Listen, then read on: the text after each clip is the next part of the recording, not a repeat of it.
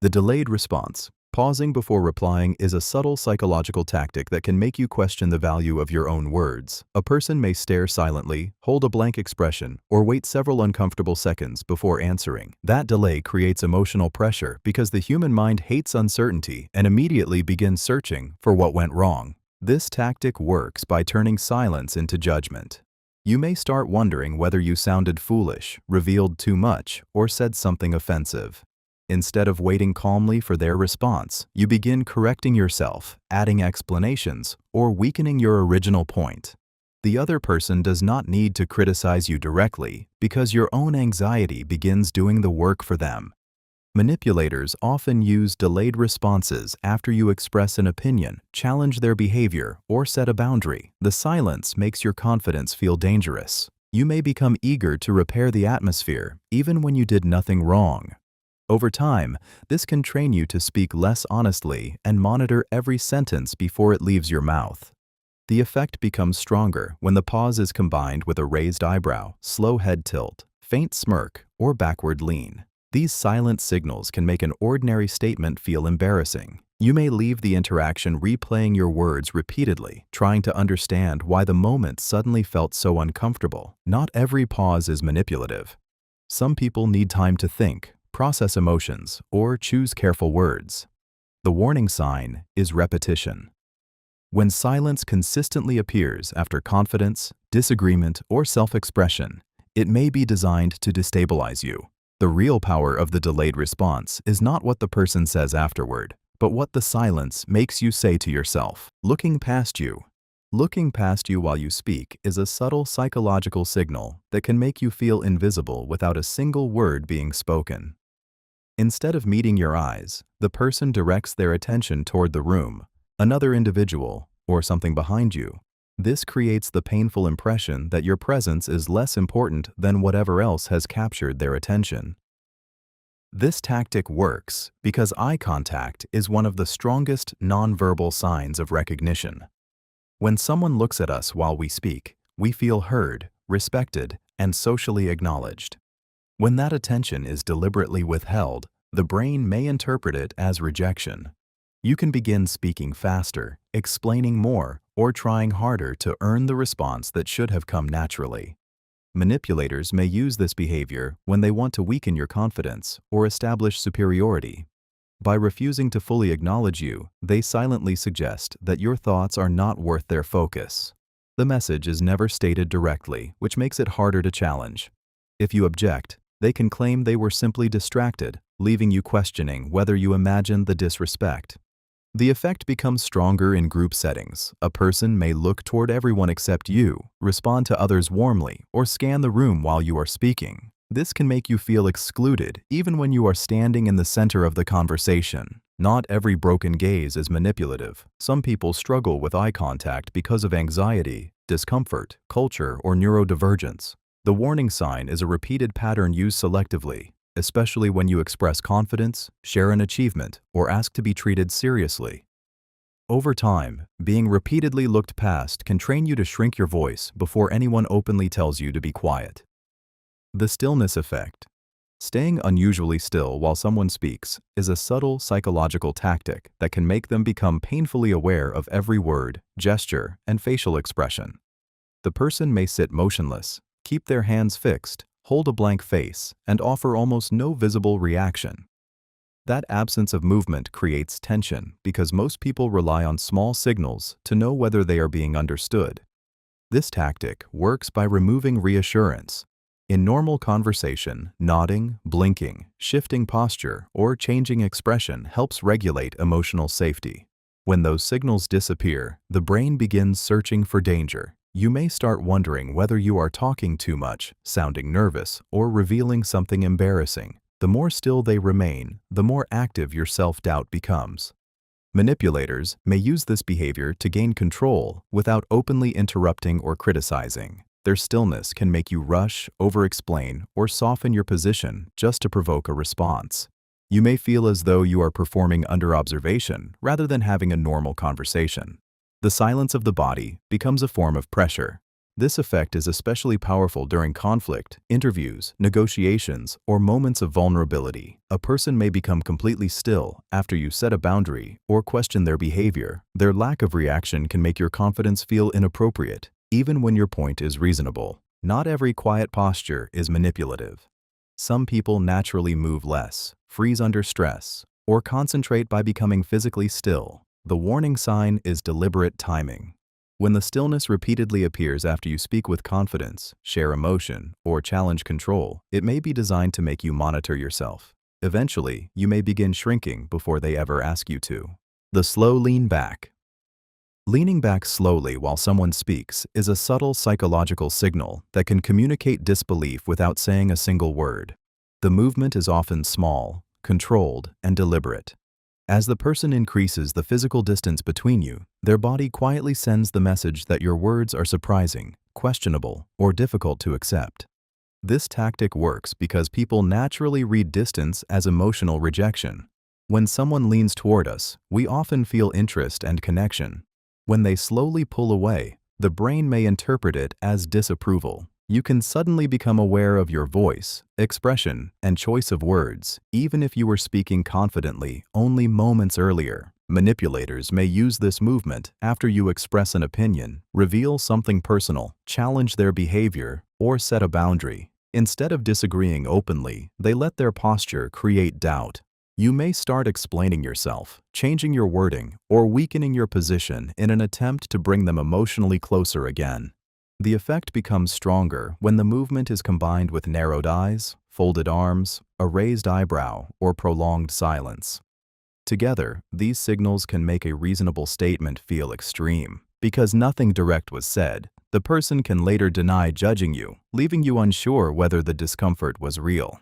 Not every backward movement is manipulative. Someone may be adjusting their seat, creating physical comfort, or reacting instinctively to surprise. The warning sign is a repeated pattern that appears whenever you become confident, independent, or difficult to control.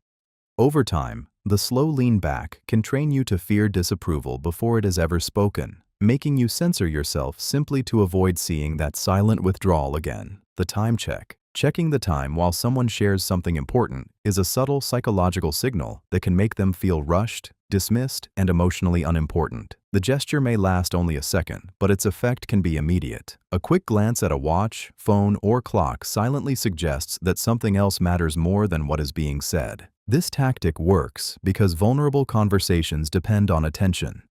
When people share fears, achievements, pain, or personal experiences, they are not only communicating information, they are also watching for signs that their feelings matter. A time check interrupts that sense of emotional safety and replaces it with uncertainty. You may suddenly wonder whether you are talking too much, being dramatic, or wasting the other person's time. Instead of finishing your thought naturally, you begin shortening your words, skipping important details, or apologizing for speaking. The other person has not directly told you to stop, yet their gesture pressures you to silence yourself. Manipulators may use this behavior when they want to avoid accountability or reduce the importance of your concerns.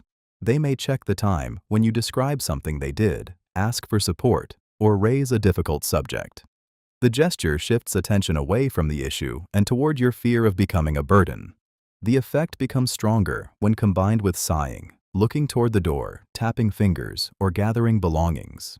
These signals create urgency and make you feel responsible for ending the conversation.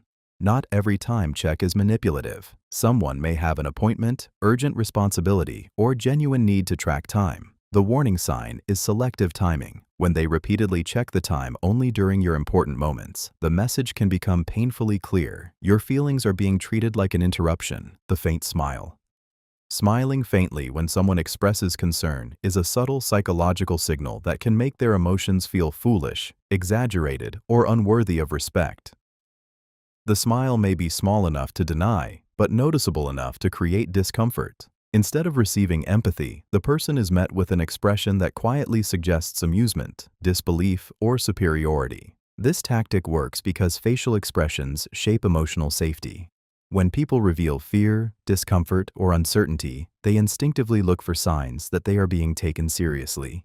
A faint smile interrupts that expectation, It creates confusion because the words may sound neutral, while the face communicates something colder. You may begin wondering whether you are overreacting, being too sensitive, or making yourself look weak. That doubt can be more damaging than direct criticism because it comes from inside your own mind. You may soften your concern, laugh nervously, or withdraw it entirely just to escape the embarrassment. Manipulators may use this expression when they want to reduce the power of your emotions without openly challenging them. The smile can make your concern seem childish while allowing the other person to remain calm and controlled. If confronted, they may deny smiling or claim you misunderstood, making you question your perception. The effect becomes stronger when combined with a head tilt, raised eyebrow, slow blink, or prolonged silence. Together, these signals can turn a serious moment into something that feels humiliating. Not every faint smile is manipulative. Some people smile when nervous, uncomfortable, or unsure how to respond. The warning sign is repetition. When the smile repeatedly appears, whenever you raise a concern, set a boundary, or describe hurt, it may be designed to make you distrust your own emotional reality. The confused head tilt. Tilting the head as though you make no sense is a subtle psychological signal that can make a clear statement suddenly feel foolish. The movement may appear harmless, but when used deliberately, it creates the impression that your words are strange, unreasonable, or difficult to understand. Without saying anything, the person places you in the position of having to prove that your thoughts are valid. This tactic works because people naturally watch facial expressions and body language for social feedback. When someone tilts their head with narrowed eyes, a blank stare, or a faint look of confusion, the brain may interpret it as rejection. You can begin questioning whether you explained yourself badly, misunderstood the situation, or said something embarrassing. Manipulators may use this reaction when they do not want to answer your point directly.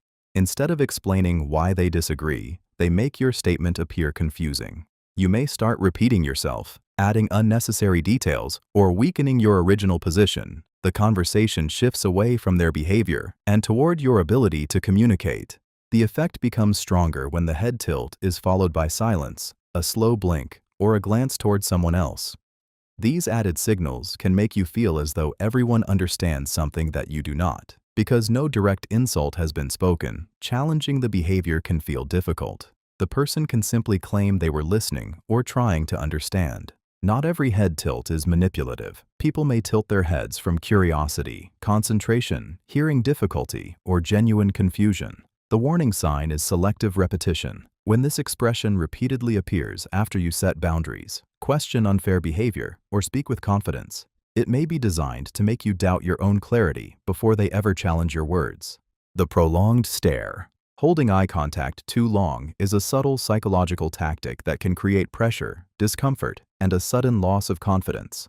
Normal eye contact moves naturally. People look away, blink, shift focus, and return. A prolonged stare removes that rhythm, making the interaction feel less like communication and more like silent examination. This tactic works because direct eye contact activates intense social awareness. When someone refuses to break their gaze, your brain may interpret it as a challenge, threat, or demand for submission. You become increasingly conscious of your face, posture, breathing, and words. Even when you have done nothing wrong, the stare can make you feel as though you are being caught, tested, or silently accused. Manipulators may use prolonged eye contact during disagreements, questioning, or moments when they want compliance. Instead of explaining their expectations, they stare until the other person becomes uncomfortable enough to speak, apologize, or change their answer. The pressure is powerful because no direct threat is made. Your nervous system responds before your conscious mind fully understands what is happening. The effect becomes stronger when the person remains expressionless, moves closer, or refuses to blink naturally. You may begin over-explaining, laughing nervously, looking downward, or agreeing simply to escape the tension. Once you break eye contact, they may interpret your discomfort as weakness or guilt. Not every extended gaze is manipulative. Some people maintain strong eye contact because of confidence, concentration, cultural habits, or genuine interest. The warning sign is how the gaze makes you feel and when it appears. If it repeatedly emerges during boundaries, disagreements, or vulnerable moments, it may be intended to dominate the interaction and make silence feel more frightening than surrender. The withheld gaze. Avoiding eye contact to make someone feel invisible is a subtle psychological tactic that can quietly strip away their sense of importance. The person may look at their phone, stare across the room, focus on another individual, or keep their eyes fixed on an object while you speak. Nothing openly hostile is said, yet the absence of recognition can feel deeply rejecting. This tactic works because eye contact is one of the most basic signals of human acknowledgement. When someone looks at us, the brain registers attention, presence, and social connection. When that gaze is deliberately withheld, we may interpret it as dismissal. You can begin wondering whether your words matter, whether you are boring them, or whether you deserve to be heard at all. Manipulators may use this behavior when they want to punish you without creating an obvious conflict. They may avoid your eyes after you disagree, set a boundary, receive praise, or refuse to comply. The message is silent but powerful. Your presence will only be acknowledged when you behave in a way they approve of. The effect becomes stronger when they make warm eye contact with everyone else. Watching them respond, smile, and engage with others while barely looking at you can trigger shame, insecurity, and a desperate urge to regain their attention. You may speak louder, explain more, or become unusually agreeable just to feel visible again. Not every lack of eye contact is manipulative. Anxiety, trauma, culture, shyness, autism, and concentration can all affect how someone uses their gaze. The warning sign is selective repetition. When eye contact disappears, mainly during your confident, emotional, or independent moments, the absence may be serving as a form of control, teaching you that recognition must be earned through obedience. The deliberate sigh. Sighing before you finish speaking is a subtle psychological signal that can make your words feel exhausting before you have even completed them. The person releases a long breath, looks away, or shifts impatiently while you are still explaining yourself. Nothing openly insulting is said, yet the sigh communicates boredom, irritation, or emotional fatigue. This tactic works because people instinctively monitor others for signs of acceptance and rejection. A sigh can sound like a silent verdict. You may immediately wonder whether you are talking too much, repeating yourself, or becoming difficult. Instead of finishing your point clearly, you begin rushing, cutting out important details, or apologizing for taking up space. Manipulators may use this behavior when they want to shut down a conversation without directly asking you to stop. It often appears when you raise a concern, question unfair treatment, or try to explain how something affected you. The sigh turns your need for clarity into an inconvenience. Suddenly, the focus is no longer on the issue, it is on your fear of being burdensome. The effect becomes stronger when the sigh is combined with closed eyes, a head shake, folded arms, or a glance toward the door. These signals can make a reasonable conversation feel like an emotional offense. You may leave the interaction feeling guilty for speaking, even though nothing you said was wrong. Not every sigh is manipulative. People sigh from stress, tiredness, pain, frustration, or habit. The warning sign is timing and repetition. When the sigh consistently appears just before you finish expressing yourself, it may be designed to interrupt your confidence and train you to silence yourself before anyone openly tells you to stop. The shared glance. Looking at others while you speak is a subtle psychological tactic that can make you feel judged without anyone saying a word.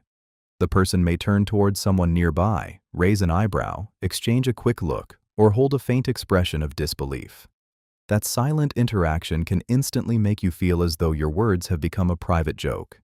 This tactic works because humans are highly sensitive to group approval. The moment two people exchange a meaningful glance, your brain begins searching for what they noticed. You may wonder whether you sounded foolish, revealed too much, or misunderstood the situation. Even when no one laughs, the shared look can create the feeling that a judgment has already been made. Manipulators may use this behavior to weaken your confidence while avoiding direct confrontation.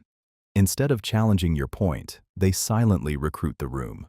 The glance suggests that other people already agree with them, making you feel outnumbered before anyone has spoken. You may begin explaining yourself, changing your tone, or withdrawing your opinion to escape the growing discomfort. The effect becomes stronger in meetings, families, friendships, and group conversations. A single look between two people can create an invisible alliance. You may feel excluded, exposed, and suddenly unsure of your place in the room. Because the judgment is never spoken, confronting it can feel risky. They can easily deny that the glance meant anything. Not every shared look is manipulative. People may look at others for context, surprise, confusion, or simple habit. The warning sign is repetition. When these glances consistently appear after you express confidence, raise a concern, or challenge the group, they may be designed to make you feel socially isolated before anyone openly disagrees. The partial turn, turning the body away while keeping the face toward you, is a subtle psychological signal that can make an interaction feel emotionally divided.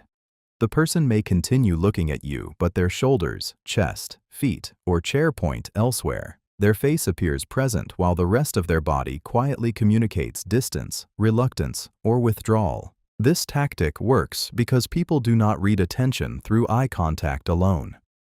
The direction of the body also tells the brain whether someone is engaged or preparing to leave. When the face remains with you, but the body turns away, the signals conflict. That mismatch creates uncertainty, and uncertainty often makes people work harder for reassurance.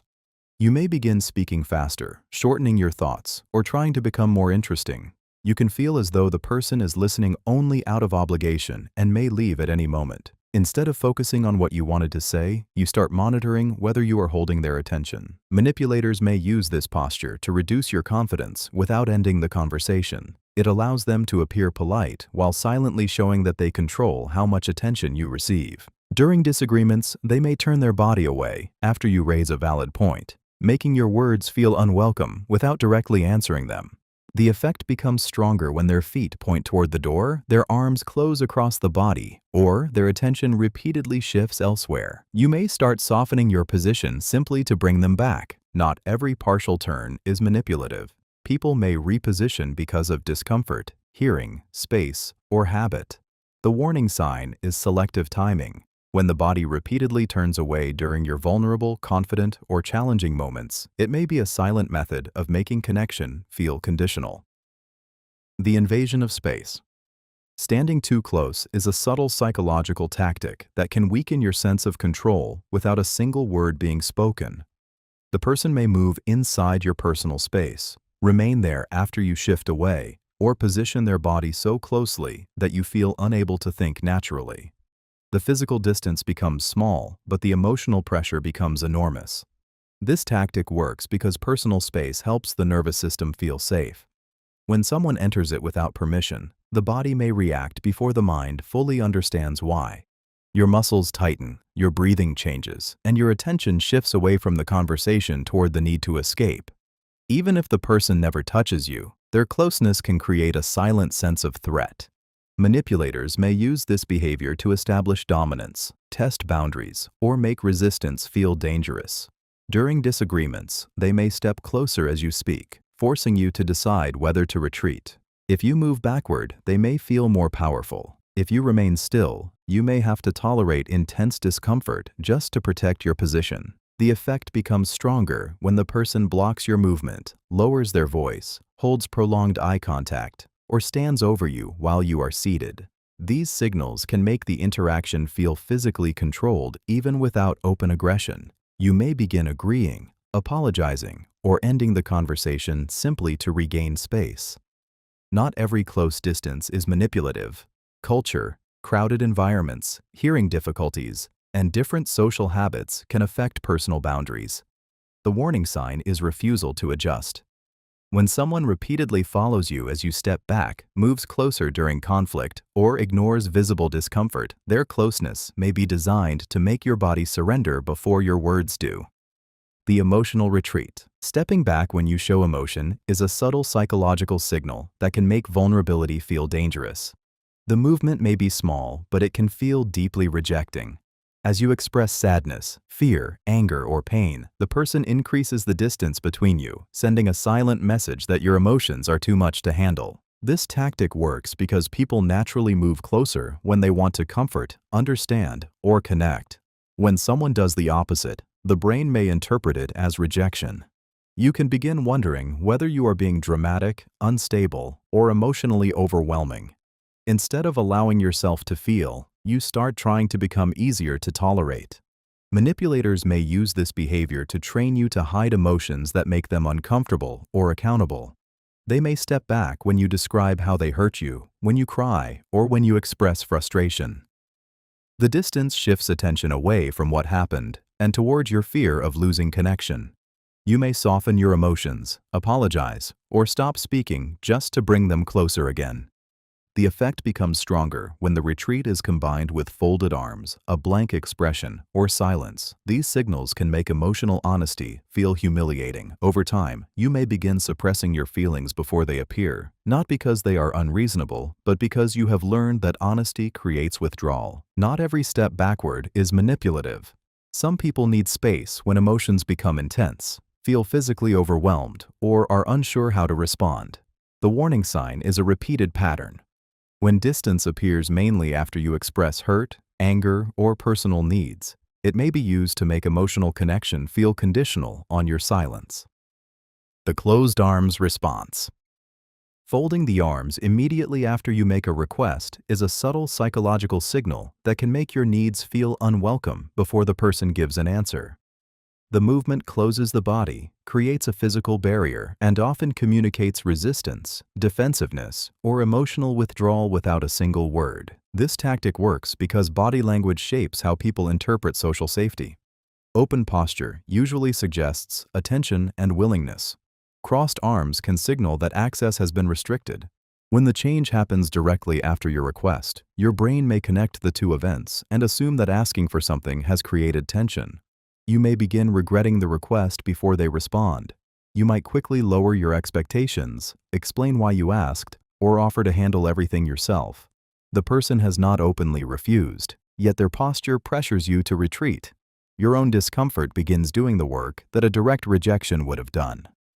Manipulators may use this reaction to make reasonable requests feel demanding. It can appear after you ask for help, fairness, clarity, time, or respect. By closing their posture, they silently frame your need as a threat or inconvenience. You may start feeling guilty simply for expecting cooperation. The effect becomes stronger when the folded arms are combined with a hard stare, tightened jaw, backward lean, or prolonged silence. Together, these signals can make the room feel colder and force you into defending a request that needed no defense. Not every crossed arm posture is manipulative.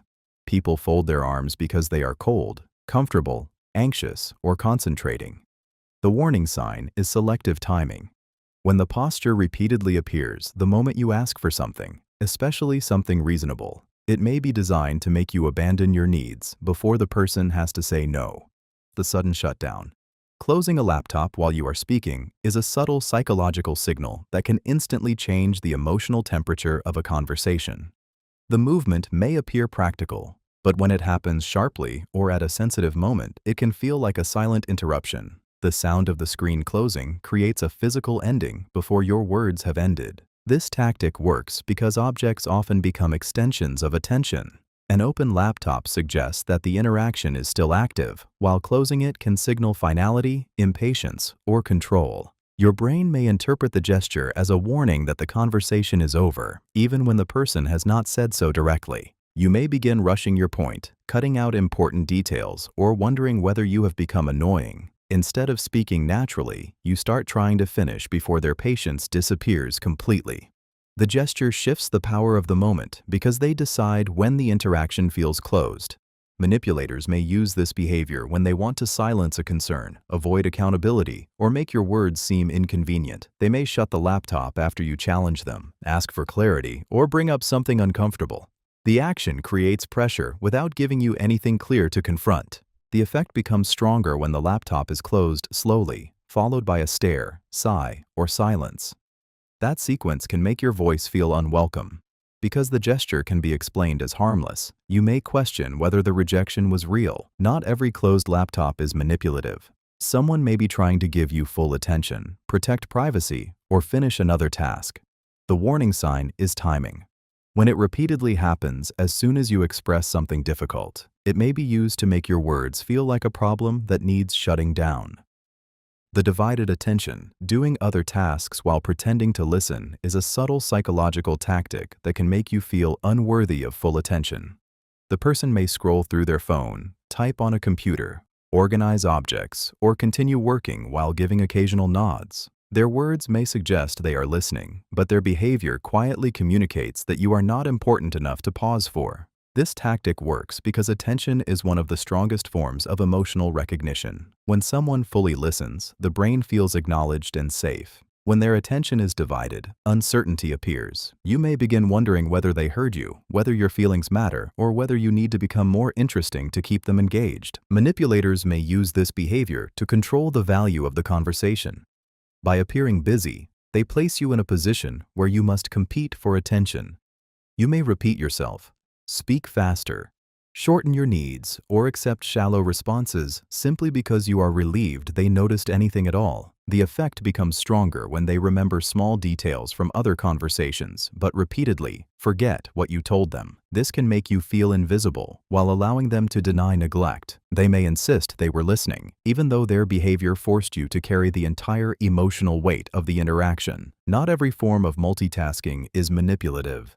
Some people concentrate better while moving, manage urgent responsibilities, or struggle to remain physically still. The warning sign is selective attention. When they pause everything for people they value, but remain distracted whenever you speak about something important, the behavior may be designed to remind you that your voice receives attention only when it is convenient. The strategic silence. Using silence so you reveal too much is a subtle psychological tactic that turns discomfort into information. The person may ask a simple question, remain completely quiet after your answer, and continue watching you without offering reassurance. The silence feels unfinished, making you believe you have not explained enough. This tactic works because most people are uncomfortable with empty space in conversation. When no response comes, the brain begins searching for what is missing. You may assume the other person is confused, doubtful, disappointed, or waiting for the truth. To reduce the tension, you start adding details that were never requested. Manipulators often use this technique to gather private information without appearing intrusive. They do not pressure you with repeated questions. Instead, they let your anxiety pressure you. You may reveal personal fears, hidden motives, past mistakes, or emotional weaknesses simply because the silence makes stopping feel suspicious. The effect becomes stronger when the person maintains steady eye contact, keeps a blank expression, or gives a slow nod. These signals can make the silence feel like an interrogation. You may begin correcting yourself, contradicting earlier statements, or offering information you had planned to keep private. This tactic is common in negotiations, interviews, conflicts, and controlling relationships. The person who tolerates silence often gains power because the other person feels responsible for filling it. Once enough information has been revealed, those details may later be used to influence, embarrass, or pressure you. Not every silence is manipulative. Some people need time to think, process emotions, or listen carefully. The warning sign is a repeated pattern in which silence appears after sensitive questions and consistently leaves you feeling exposed, regretful, or confused about why you shared so much. The slow nod. Nodding slowly to keep you talking is a subtle psychological technique that encourages disclosure without asking many questions. The person may remain quiet, maintain steady eye contact, and give small, measured nods as you speak. These signals can feel supportive, making you believe they understand, agree, or want to hear more. This tactic works because nodding is commonly associated with attention and acceptance. When someone nods while you speak, your brain often reads it as permission to continue. You may feel safe enough to add details, explain private feelings, or reveal information you originally intended to keep brief. Manipulators may use slow nodding to make you lower your guard. Instead of interrupting or directly requesting sensitive information, they create a calm space that encourages you to volunteer it. The less they say, the more you may speak. You can mistake their silence for empathy when they are actually studying your fears, motives, relationships, or weaknesses. The effect becomes stronger when the nodding is combined with a soft expression, forward lean, or occasional reassuring sound. These reactions create the impression of emotional connection. You may begin sharing more deeply because the person appears unusually understanding, even though they have revealed almost nothing about themselves. Slow nodding is also useful during conflict. A manipulator may encourage you to keep talking until you become emotional, contradict yourself, or say something that can later be used against you. By remaining composed, they appear reasonable while you become increasingly exposed. Not every slow nod is manipulative. Therapists, friends, teachers, and attentive listeners often nod to show genuine interest. The warning sign is what happens afterward. When your disclosures are stored, repeated, mocked, or used to control you, the nodding was not creating safety. It was quietly gathering material. The blank reaction. Showing no reaction to important information is a subtle psychological tactic that can make something deeply meaningful suddenly feel insignificant. You may share painful news, a major achievement, a serious concern, or a personal truth only to receive a blank face, fixed posture, and complete emotional stillness. The absence of response can feel colder than criticism because it gives you nothing to understand. This tactic works because people naturally look for emotional feedback when revealing something important. A change in expression, a question, or a simple sign of concern helps the brain feel acknowledged. When no reaction appears, uncertainty takes over. You may start wondering whether the information mattered, whether you explained it badly, or whether your feelings are somehow too small to deserve recognition. Manipulators may use emotional blankness to reduce your confidence or punish vulnerability. By withholding a response, they force you to work harder for acknowledgement. You may repeat yourself, provide more details, exaggerate your emotion, or ask whether they heard you. The more you seek a reaction, the more control they gain over the moment. The effect becomes stronger when they later react warmly to someone else's similar experience. That contrast can make you feel uniquely unimportant. You may begin questioning your value rather than questioning their behavior. Not every blank reaction is manipulative. Some people freeze under stress, process emotions internally, feel shocked, or struggle to express themselves. The warning sign is selective repetition. When emotional stillness repeatedly appears during your achievements, concerns, or vulnerable disclosures, it may be used to make your inner world feel unworthy of attention until you begin minimizing it yourself. The boundary smirk. Smirking when you set a boundary is a subtle psychological signal that can make your self-respect feel childish, dramatic, or impossible to take seriously. The expression may last only a second, but it often carries a clear message. Your limit is amusing, your discomfort is exaggerated, and your attempt to protect yourself does not deserve respect. This tactic works because boundaries depend on emotional confidence. When you say no, ask for space, or explain what you will no longer accept, you are exposing a vulnerable part of yourself. A smirk attacks that vulnerability without openly challenging the boundary. It makes you feel embarrassed for having needs in the first place. Manipulators may use this reaction to test whether your boundary is real. Instead of arguing immediately, they watch to see whether humiliation will make you weaken it. You may begin explaining too much, laughing nervously, changing your tone, or adding exceptions. The more you defend the boundary, the more unreasonable it can start to feel. The smirk becomes more powerful when combined with a slow headshake, raised eyebrow, dismissive glance, or prolonged silence. These signals suggest that the person knows your boundary will not last. They may treat your words like temporary emotion rather than a decision that must be respected. Not every small smile is manipulative. Some people smile from discomfort, nervousness, disbelief, or poor emotional control. The warning sign is what follows. If the person repeatedly ignores your limits, mocks your seriousness, or behaves as though your no is negotiable, the smirk may be part of a larger attempt to train you into abandoning boundaries whenever they create tension. The confusion display. Looking confused instead of openly disagreeing is a subtle psychological tactic that can make a clear point feel irrational. The person may narrow their eyes, tilt their head, pause strangely, or stare as though your words are impossible to understand. Rather than challenge what you said directly, they make you question whether you expressed it properly. This tactic works because confusion shifts the burden of proof. The moment someone acts as though your statement makes no sense, you may feel responsible for fixing the conversation. You start repeating yourself, adding examples, changing your wording, or softening your position. Their disagreement remains hidden while your confidence becomes the main issue. Manipulators may use this behavior when they want to avoid accountability. If you raise a concern about their actions, they may respond with a puzzled expression instead of addressing the concern. The unspoken message is that your interpretation is strange, exaggerated, or disconnected from reality. You may leave the conversation questioning your own judgment rather than examining what they did.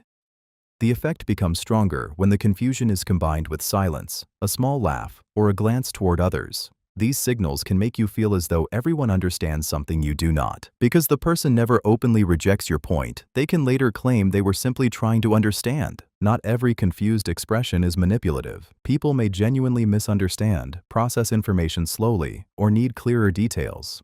The warning sign is selective repetition. When confusion appears mainly after you set boundaries, expose contradictions, or ask direct questions, it may be used to avoid giving a real answer. Over time, this pattern can train you to doubt simple truths, over-explain obvious concerns, and treat your own clarity as something that constantly needs permission. The subtle head shake. Slightly shaking the head while you speak is a quiet psychological signal that can weaken your confidence without interrupting you. The movement may be barely noticeable, but it communicates disagreement, disappointment, or disbelief. Before the person says anything, you continue talking, yet their body is already telling you that your words are being rejected. This tactic works because people naturally monitor facial expressions and gestures for social approval. When someone slowly shakes their head, your brain may interpret it as evidence that you are wrong, confused, or making a poor impression. You can begin changing your tone, correcting yourself, or abandoning a point that was completely reasonable. Manipulators may use this behavior to influence your thinking without entering an open debate. Instead of presenting an argument, they create doubt through body language. The burden shifts onto you to prove yourself while they remain silent and avoid accountability for the judgment they are communicating. The effect becomes stronger when the head shake is combined with a sigh, closed eyes, folded arms, or a faint smile. Together, these signals can make you feel as though your words are so obviously wrong that they do not deserve a response. You may start speaking faster, over-explaining, or seeking their approval before finishing your thought. Not every headshake is manipulative. People may react automatically, disagree honestly, or move their heads while thinking. The warning sign is selective timing. When the gesture repeatedly appears after you express confidence, set a boundary, or challenge unfair behavior, it may be designed to make you retreat without forcing the other person to openly defend their position. The exit glance. Glancing at the exit while you speak is a subtle psychological signal that can create urgency without a single word being spoken. The person may look toward the door, hallway, window, or another path away from the conversation. Even when they remain physically present, their eyes suggest that they are already preparing to leave. This tactic works because attention and time are deeply connected. When someone repeatedly looks toward an exit, your brain may interpret it as a warning that the conversation is ending. You can suddenly feel rushed, unwanted, or responsible for keeping them there. Instead of speaking clearly, you begin shortening your thoughts, skipping important details, or changing your tone to hold their interest. Manipulators may use this behavior when they want to control the pace of an interaction. They do not need to say that you are taking too long. The glance creates pressure on its own. You may feel compelled to agree faster, accept an incomplete answer, or abandon a concern simply because the moment feels as though it is closing. The effect becomes stronger when the person combines the glance with checking the time, gathering belongings, turning their feet away, or shifting toward the door. These signals make their attention feel temporary and conditional. You may become more cooperative, less demanding, and less willing to challenge them. Not every exit glance is manipulative. Someone may be waiting for another person, monitoring a responsibility, feeling unsafe, or genuinely needing to leave.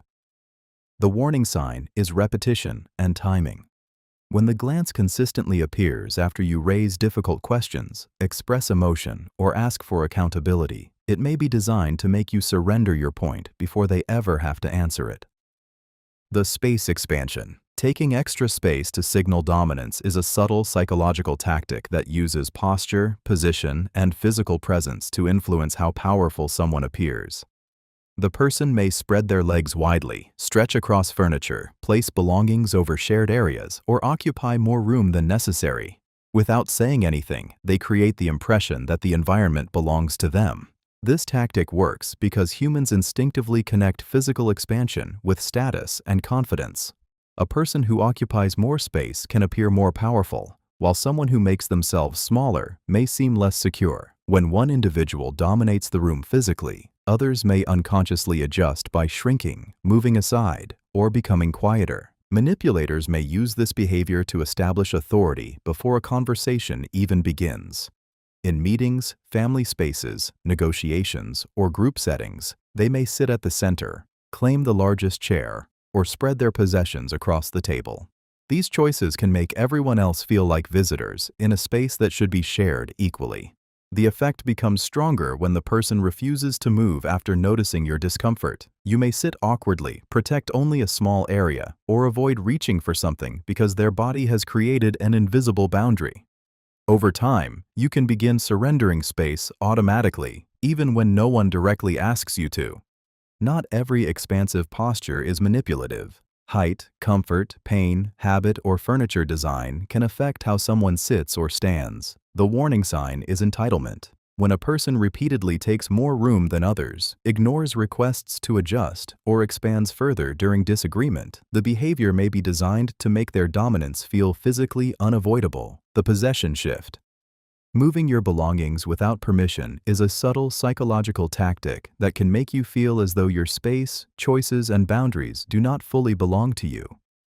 The person may relocate your phone, bag, papers, chair, or personal items without asking. The action can seem small, yet it quietly communicates that they feel entitled to control what is yours. This tactic works because personal belongings are extensions of psychological territory. We place objects where they feel safe, useful, or comfortable. When someone moves them without consent, the brain may register the act as a boundary violation. You may feel irritated, unsettled, or strangely powerless, even when the object has only moved a few inches. Manipulators may use this behavior to test how much control you will tolerate. They begin with minor changes because small violations are easier to dismiss. If you remain silent, they may gradually become more intrusive.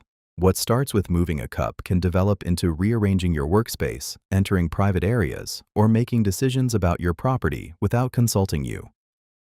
The effect becomes stronger when the person acts as though your discomfort is unreasonable.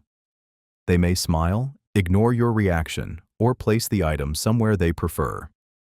This can make you question whether you are being too sensitive, while they quietly establish authority over your environment. Not every moved object is manipulative. Someone may be cleaning, preventing damage, creating space, or helping without realizing your preference. The warning sign is repetition and disregard. When a person continues moving your belongings after being asked to stop, the behavior may be designed to teach you that your ownership matters less than their convenience. The possession touch. Touching your possessions as though they own them is a subtle psychological tactic that can quietly challenge your sense of privacy, ownership, and control. The person may pick up your phone, open your notebook, examine your bag, handle your clothing, or casually move personal objects without asking. The action may appear harmless, but it sends the message that your boundaries do not require permission. This tactic works because possessions are psychologically connected to identity and personal territory.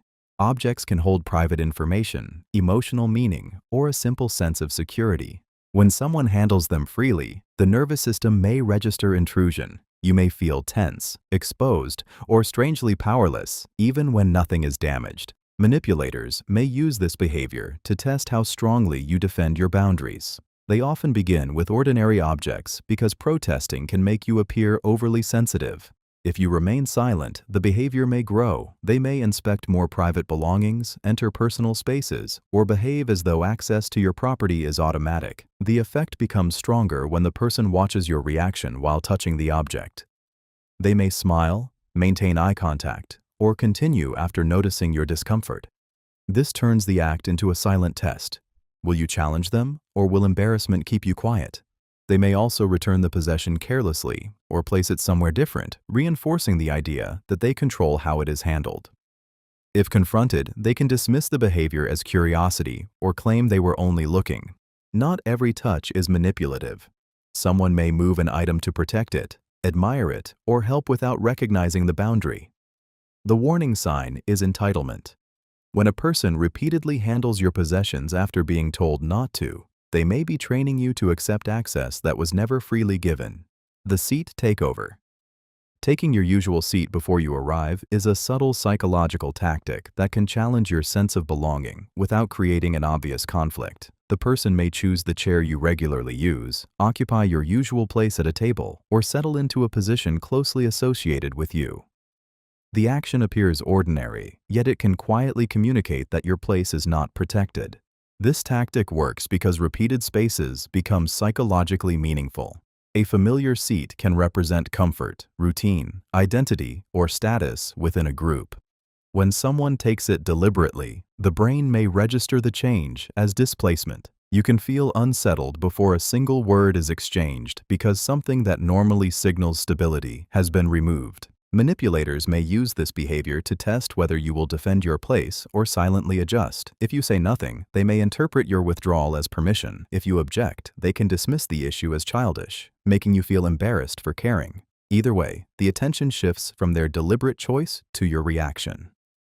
The effect becomes stronger when they watch you enter, remain seated despite noticing your discomfort, or gesture toward a less desirable place. In group settings, this can silently alter status. You may feel like a guest in a space where you were once comfortable, while the other person appears more central and established. Not every change of seat is manipulative. Someone may arrive first, be unaware of your routine, need better access, or simply prefer that position. The warning sign is repetition and awareness. When a person knowingly takes your usual place, especially during tension or competition, the act may be designed to show that even your familiar space can be claimed without your consent. The exit block. Standing between you and the door is a subtle psychological tactic that can make an ordinary interaction feel controlled. The person may position themselves near the doorway, shift when you move, or remain directly along your path out. They may never touch you or openly tell you to stay, yet their body creates a silent barrier. This tactic works because access to an exit is closely connected to safety and autonomy. When that path is blocked, even casually, the nervous system may become alert. Your attention shifts away from the conversation and toward the question of whether you can leave freely. You may feel trapped before you consciously understand why. Manipulators may use this position during arguments, questioning, or moments when they fear losing control of the interaction. By standing near the door, they make departure feel confrontational. You may remain longer than you intended, soften your words, or agree simply to avoid physically moving past them. The effect becomes stronger when the person widens their stance, leans against the frame, steps sideways as you approach, or continues speaking as though your attempt to leave is disrespectful. Because no direct threat has been spoken, you may struggle to explain why the situation feels intimidating. This behavior can also test boundaries. The person watches whether you ask them to move, squeeze past quietly, or abandon the attempt entirely. Your hesitation becomes information about how much pressure you will tolerate. Not everyone standing near a door is manipulative. Room layout, conversation habits, or coincidence may explain the position. The warning sign is deliberate adjustment. When someone repeatedly places their body between you and the exit, especially during tension, their posture may be communicating that the conversation ends only when they decide it does. The silent roadblock. Blocking your path without touching you is a subtle psychological tactic that creates control while preserving plausible innocence. The person may stand in a doorway, stop in a narrow hallway, place themselves beside your chair, or shift their body whenever you try to move past. No physical contact occurs, yet your freedom of movement becomes dependent on their decision. This tactic works because the nervous system reacts strongly when movement is restricted. Even without direct force, the body can recognize the situation as threatening. You may become tense, speak more carefully, or avoid making sudden movements because leaving now requires confrontation. The person has turned an ordinary path into a psychological test. Manipulators may use this behavior during arguments, questioning, or emotionally charged moments. By occupying the route, they silently communicate that you cannot end the interaction whenever you choose. You may remain in the conversation, apologize, explain yourself, or agree with them simply to regain access to the space beyond them. The effect becomes stronger when they watch you closely, widen their stance, lean against a wall, or move slightly whenever you change direction. These movements can appear casual, but they force you to ask permission with your body. You must either request that they move, squeeze past them, or retreat. Because there is no touching, the person may later claim they never stopped you. This can make you question whether the intimidation was real, even though your body clearly felt trapped. Not every blocked path is manipulative. Crowded rooms, poor awareness, or accidental positioning can explain it. The warning sign is repeated adjustment. When someone keeps placing themselves in your way after noticing you want to pass, the message is not accidental. It is silent control over when and where you are allowed to move. The forced follow. Walking ahead so you must follow is a subtle psychological tactic that establishes control over direction, pace, and attention without openly demanding obedience. The person may start moving before you are ready, keep several steps ahead, or continue without checking whether you are beside them. Their body silently assigns you the role of follower. This tactic works because movement creates an immediate social hierarchy. The person in front chooses where to go, how fast to move, and when to stop. The person behind must adjust. Even when the situation seems ordinary, repeatedly being made to follow can create the feeling that your preferences matter less. Manipulators may use this behavior to establish dominance in public, professional, or personal settings. They may walk ahead during tense conversations, after making decisions without you, or when they want to show impatience. You are forced to hurry, call after them, or accept their route simply to remain connected. The effect becomes stronger when they speed up after you fall behind, turn corners without waiting, or enter places before confirming that you are coming. These actions can make you feel ignored and strangely dependent at the same time. You may focus more on keeping up than on questioning where you are being led. Because no direct command is given, the behavior can be dismissed as confidence, habit, or urgency, yet the pattern can quietly train you to adapt automatically, while the other person rarely adjusts for you. Not everyone who walks ahead is manipulative. Long strides, distraction, crowds, or genuine urgency may explain it. The warning sign is repeated indifference. When someone consistently moves ahead, ignores your pace, and expects you to follow without discussion, the message may be that the relationship moves according to their direction, not mutual choice. The controlled pace. Walking slowly to control your pace is a subtle psychological tactic that can force you to adjust without any direct command. The person may move noticeably slower than necessary, ignore your natural rhythm, or reduce their speed when they sense you are in a hurry. Their body quietly decides how fast the interaction will move. This tactic works because people often synchronize their movement automatically. When someone walks beside us, we usually adjust our pace to maintain connection. A manipulator can exploit that instinct by moving slowly enough that you must either match them, walk ahead, or openly confront the difference. Each option creates tension. You may begin feeling impatient, trapped, or strangely guilty for wanting to move faster. Instead of focusing on where you are going, you become preoccupied with their pace. If you speed up, they may act offended. If you remain beside them, they control your time without ever asking for it. Manipulators may use this behavior when they want to delay you, keep you dependent on their rhythm, or show that your urgency does not matter. It can appear when you are trying to leave, reach an appointment, or end an uncomfortable interaction. The slower they move, the more pressure you feel. The effect becomes stronger when they stop unexpectedly, block narrow spaces, or continue talking as though there is no urgency. You may abandon your own schedule simply to avoid appearing rude. Not everyone who walks slowly is manipulative. Age, pain, fatigue, disability, distraction, or different habits may explain the pace. The warning sign is selective control. When the person can move normally, but slows down mainly when you are rushed or trying to regain independence. The pace may be less about walking and more about making your time obey theirs.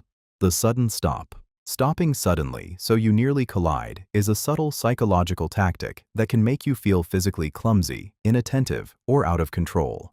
The person may halt without warning while walking ahead, forcing you to react instantly. Even when no contact occurs, the near collision can create embarrassment and tension. This tactic works because movement depends on prediction. When people walk together, the brain constantly estimates distance, speed, and direction. A sudden stop breaks that rhythm. Your body must react before your mind fully understands what happened, often causing you to stumble, step aside, or apologize automatically. Manipulators may use this behavior to disrupt your confidence and remind you that they control the pace.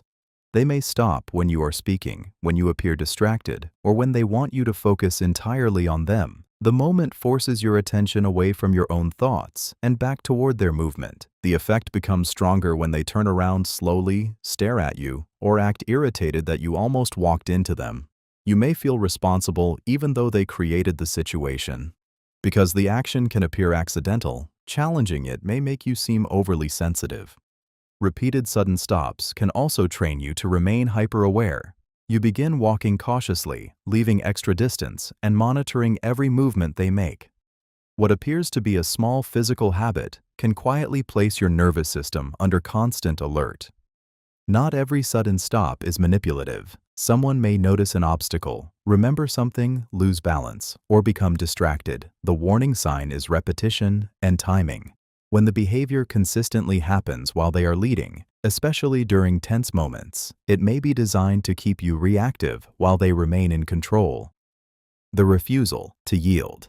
Refusing to move when you approach is a subtle psychological tactic that can turn an ordinary shared space into a silent contest of power. The person may remain in the center of a hallway, doorway, sidewalk, or room even when they clearly see you coming. Instead of adjusting naturally, they force you to stop, squeeze past, or move around them. This tactic works because people usually cooperate through small movements without thinking. We shift our bodies, share space, and make room for one another as a basic sign of respect. When someone deliberately refuses to adjust, the message can feel personal. Their stillness suggests that your presence does not deserve accommodation. Manipulators may use this behavior to test whether you will challenge them or automatically surrender space. If you move aside, they gain a small sense of dominance. If you ask them to move, they may act surprised or accuse you of being rude.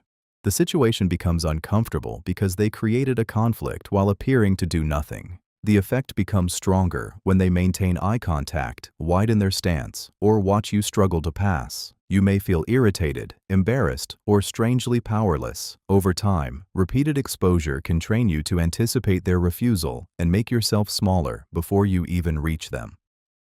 This behavior can also appear in groups, workplaces, and families where status is constantly being communicated through space. The person who never yields may be silently claiming that everyone else must adjust around them. Not every failure to move is manipulative. Distraction, poor awareness, limited mobility, hearing difficulties, or crowded surroundings may explain it. The warning sign is deliberate awareness. When someone sees you approaching, has room to adjust, and repeatedly chooses not to, their body may be saying that cooperation is your responsibility, never theirs. The forced approach. Making you come closer to them is a subtle psychological tactic that shifts effort, control, and emotional risk onto you. The person may speak too softly, refuse to move from their position, gesture for you to approach, or remain seated while expecting you to cross the room. The distance appears physical, but the message is psychological. Connection happens on their terms. This tactic works because movement often reveals social power. The person who stays still becomes the center, while the person who approaches becomes the one seeking access. Even in a simple interaction, being made to come closer can create the feeling that you need their attention more than they need yours. Manipulators may use this behavior to establish superiority, test obedience, or make you feel like the pursuer. They may call you over without explaining why, force you to lean in to hear them, or wait silently until you reduce the distance. Each step you take can make them appear more important while you become more exposed. The effect becomes stronger when they maintain a relaxed posture, avoid meeting you halfway, or watch you approach without changing expression. You may feel awkward, eager to please, or strangely uncertain about why you are the only one making an effort. This tactic can also make private or uncomfortable conversations harder to escape. Once you move into their space, they control the distance and emotional atmosphere. You may feel less able to step away without appearing disrespectful. Not every request to come closer is manipulative. Noise, hearing difficulty, privacy, limited mobility, or practical needs may explain it. The warning sign is repetition. When someone consistently refuses to meet you halfway and expects you to close every distance, they may be training you to treat access to them as something you must earn. The seated advantage. Staying seated while you stand during conflict is a subtle psychological tactic that can make you feel emotionally exposed while the other person appears calm, settled, and in control. They may remain comfortably in their chair, look up at you without moving, or continue speaking as though your standing position is proof that you are the unstable one. This tactic works because posture influences how conflict is interpreted. The standing person often appears more activated, while the seated person can appear composed and reasonable. Even when you stood because you were leaving, protecting yourself, or expressing urgency, the visual contrast can make you seem aggressive while they appear controlled. Manipulators may use this difference to shape the emotional story of the moment. By staying seated, they force you to speak downward, remain physically tense, or decide whether to sit and surrender your readiness to leave. Your body carries the discomfort while theirs communicates that nothing can disturb them. The effect becomes stronger when they lean back, cross their legs, speak slowly, or watch you with a blank expression. These signals can make your anger or concern look exaggerated. You may begin lowering your voice, apologizing for your tone, or questioning whether your reaction is too intense. The seated position can also make the person seem like an authority figure receiving an explanation. Instead of two people addressing a problem equally, you may feel as though you are defending yourself before someone who has already judged you. Not every seated posture is manipulative. Fatigue, disability, pain, comfort, or shock may explain why someone remains seated. The warning sign is deliberate contrast. When they stay seated mainly to make your emotion appear unreasonable, their calm posture may be less about peace and more about controlling how the conflict looks. The height advantage.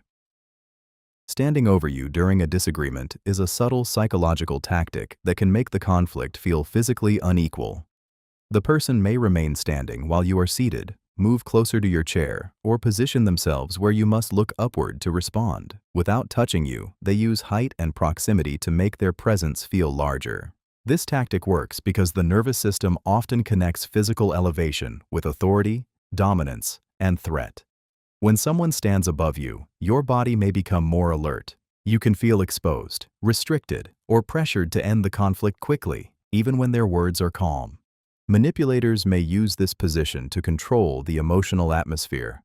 By remaining above you, they force you to choose between staying seated and appearing vulnerable, or standing up and risking being portrayed as aggressive. The physical arrangement places you at a disadvantage before the argument is even addressed.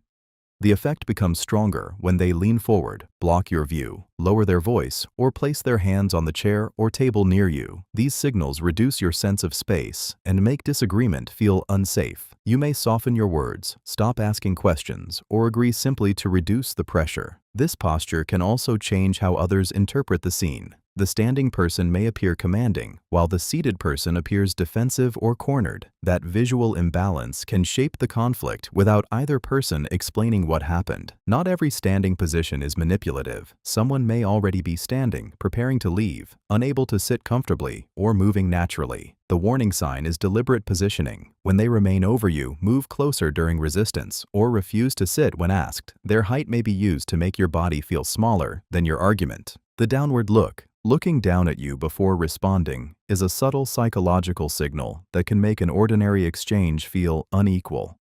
The person may lower their eyes toward you, pause, and hold the gaze for a moment before speaking. That brief movement can communicate superiority, disappointment, or judgment without any direct insult. This tactic works because humans instinctively connect height and downward attention with authority. Being looked down on can make the nervous system register a status difference, even when none actually exists.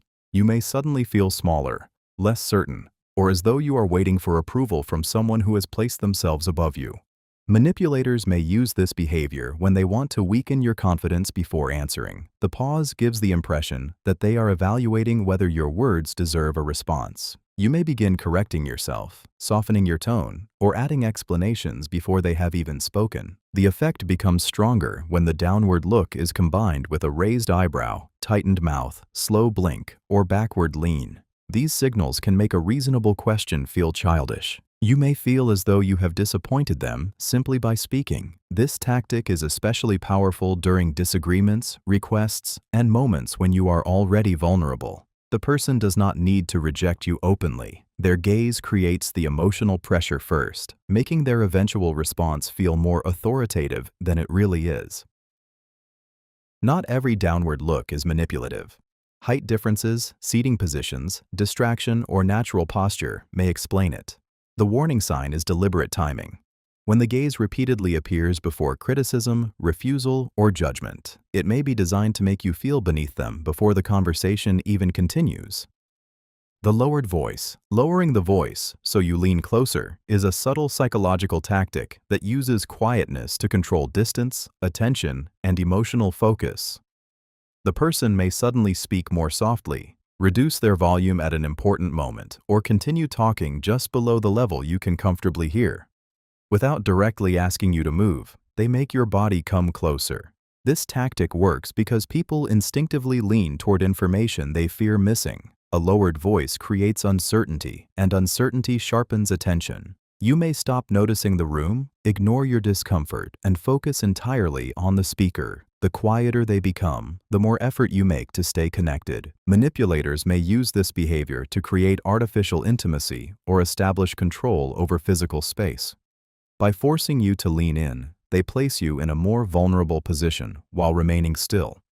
You become the person seeking access, and they become the person deciding how much information you receive.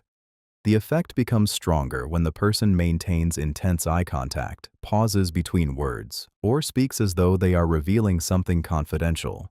This can make the moment feel important, even when the information itself is ordinary. Your closeness may also make it harder to step away without appearing rude or nervous. In conflict, a lowered voice can be used to appear calm while placing pressure on you to approach. From the outside, they may seem controlled, while you look tense and overly focused. That visual contrast can distort how the interaction is perceived. Not every quiet voice is manipulative. Privacy, anxiety, illness, culture, or natural speech patterns may explain it. The warning sign is selective timing. When someone repeatedly lowers their voice to make you cross the distance, they may be using sound to control where your body goes and how closely your attention follows. The hostile expression. Showing hostility through facial expressions is a subtle psychological tactic that communicates threat without creating clear verbal evidence. The person may tighten their jaw, narrow their eyes, curl their lips, stare coldly, or let irritation flash across their face while keeping their words controlled. Nothing openly aggressive is said, yet the message can feel unmistakable. This tactic works because the brain reads faces faster than language. Before you consciously process what the person is saying, your nervous system notices tension, anger, and danger in their expression. You may become cautious, soften your voice, or abandon your point simply to prevent the hostility from becoming more direct. Manipulators may use facial hostility to intimidate while protecting their image. They can appear polite to anyone listening, yet direct threatening expressions only toward you. If you react, they may deny doing anything or accuse you of imagining the tension. This leaves you defending your perception instead of addressing their behavior. The effect becomes stronger when the expression appears after you disagree, set a boundary, or receive attention from others. A hardened face can communicate punishment, warning you that confidence will bring emotional consequences. Over time, you may begin scanning their features before speaking, trying to predict whether your words will trigger another hostile look. This pattern can create hypervigilance. You stop communicating naturally and start managing their face, mood, and possible reaction. Your silence becomes less about peace and more about avoiding the expression that has trained your body to expect conflict. Not every tense expression is manipulative. Stress, pain, concentration, or emotional difficulty can affect someone's face. The warning sign is selective control. When hostility appears mainly to silence, frighten, or punish you, the expression becomes a weapon that leaves no spoken evidence behind.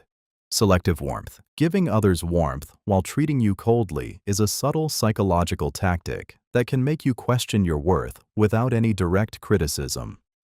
The person may smile at everyone else, speak kindly to them, laugh at their comments, and show genuine interest in their lives.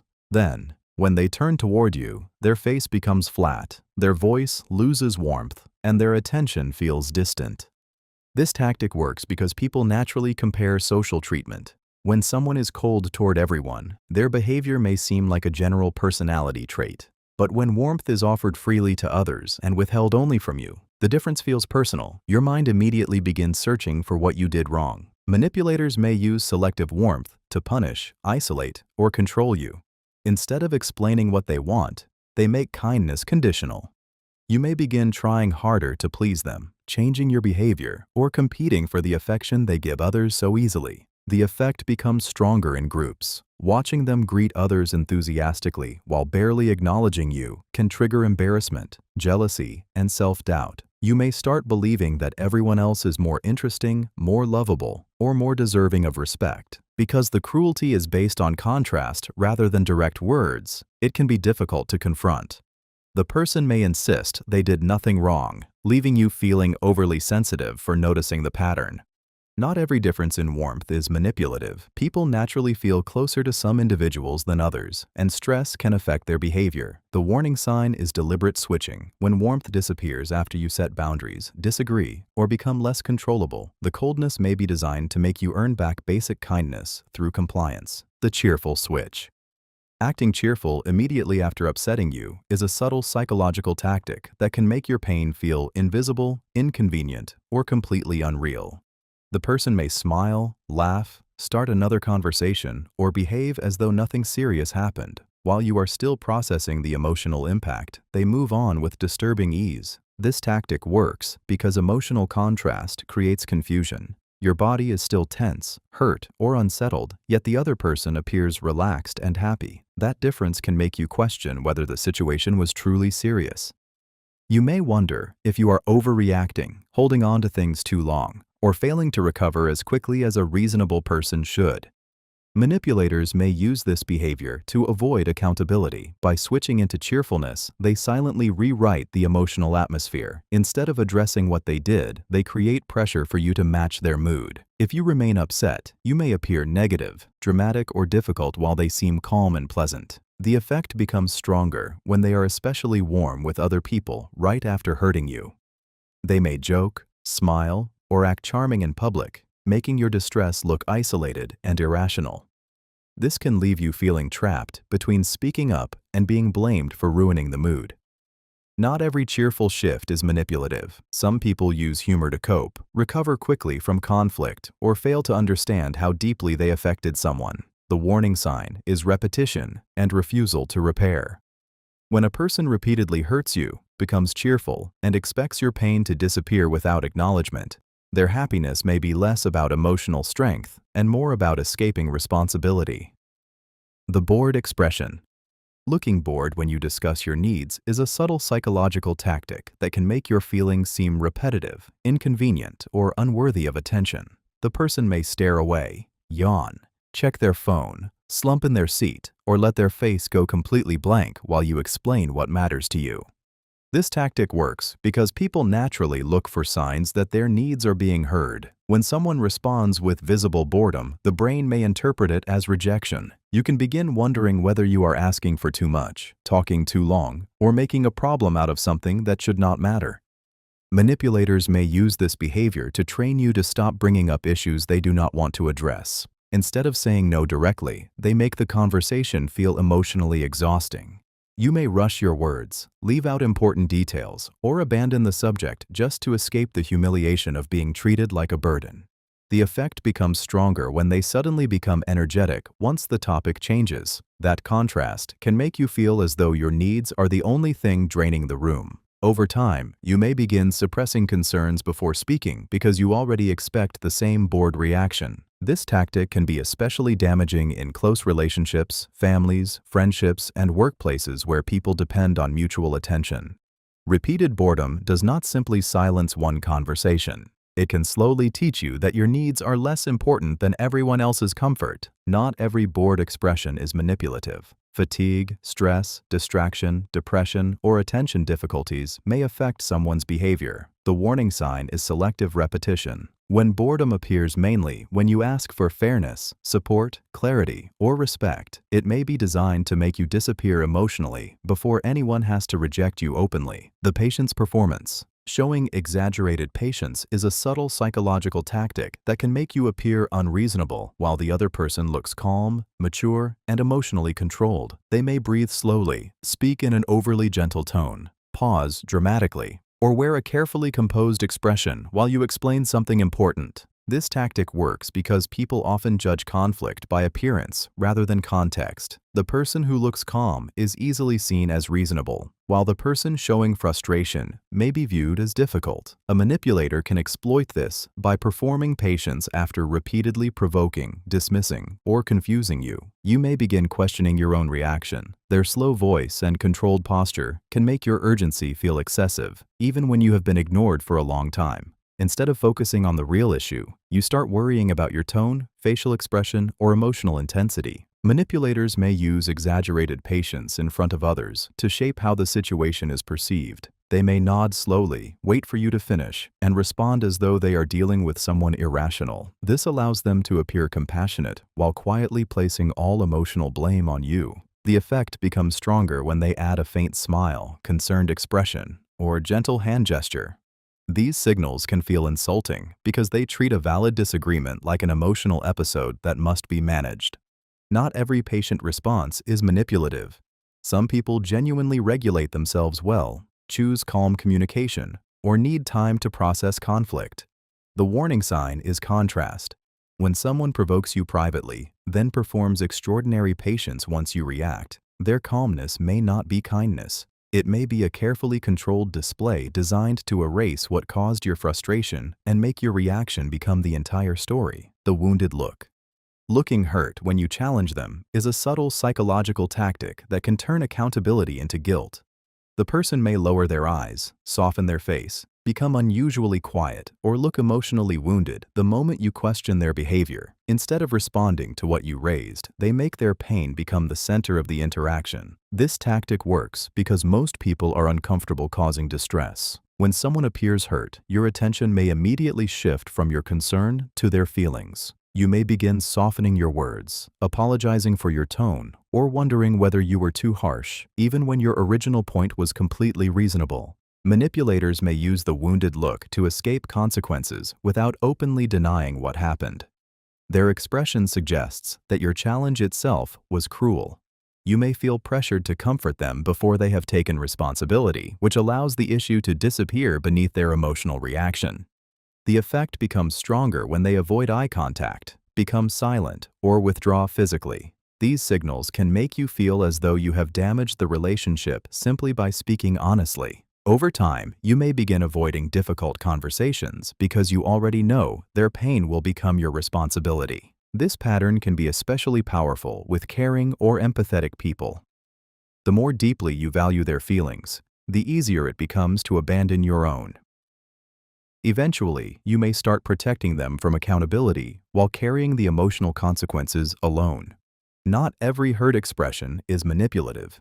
People can genuinely feel wounded by criticism, conflict, or misunderstanding. The warning sign is repetition. When the same reaction appears every time you raise a valid concern, the pain may be functioning less as honesty and more as a shield that makes accountability feel like an act of cruelty. The fear display. Appearing frightened when you assert yourself is a subtle psychological tactic that can make healthy confidence feel dangerous. The person may widen their eyes, lean away, freeze, lower their voice, or look as though your boundary has suddenly made you threatening. Their reaction can be so emotionally powerful that you begin questioning whether you were too harsh. This tactic works because most people do not want to be seen as intimidating or cruel. When someone looks afraid, your brain may immediately move from self-protection into guilt. You may soften your words, explain yourself repeatedly, apologize, or abandon the boundary entirely just to prove that you are not the kind of person they seem to fear. Manipulators may use this response when direct resistance would not work. Instead of arguing against your confidence, they make your confidence look like aggression. The issue shifts away from what you asked for and toward how your behavior supposedly affected them. The effect becomes stronger when the fear display appears in front of other people. A trembling voice, startled expression, or sudden withdrawal can make you look hostile while they appear vulnerable. Once that image is created, you may feel pressured to defend your character instead of discussing the original problem. This pattern can slowly train you to become smaller. You may begin speaking more gently than necessary, avoiding direct language, or asking permission to express ordinary needs. Your confidence becomes filtered through fear of how they will perform your reaction. Not every frightened response is manipulative. Trauma, anxiety, past experiences, or genuine fear can shape how someone reacts to assertiveness. The warning sign is selective repetition. When fear appears mainly after you say no, challenge unfairness, or stop complying, it may be used to turn your self-respect into something you feel ashamed to show. The sudden exhaustion.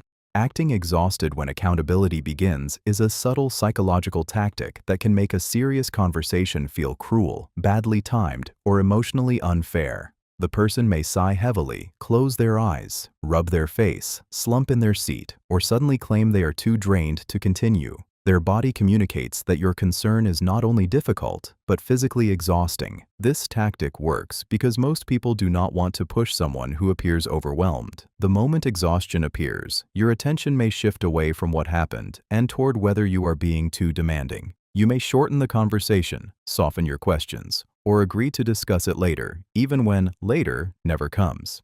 Manipulators may use this response to escape responsibility without openly refusing it. Instead of denying the issue, they make accountability look like an unreasonable burden. You may begin feeling guilty for asking for honesty, clarification, or repair. Their fatigue becomes more emotionally urgent than the harm that started the conversation. The effect becomes stronger when they appear energetic before the subject is raised, then suddenly collapse once consequences are mentioned. That contrast can leave you confused. You may wonder whether your words caused the exhaustion, when the reaction may actually be designed to make you retreat. Over time, this pattern can train you to avoid difficult conversations. You begin waiting for the right moment, but the right moment never arrives because exhaustion appears whenever accountability does.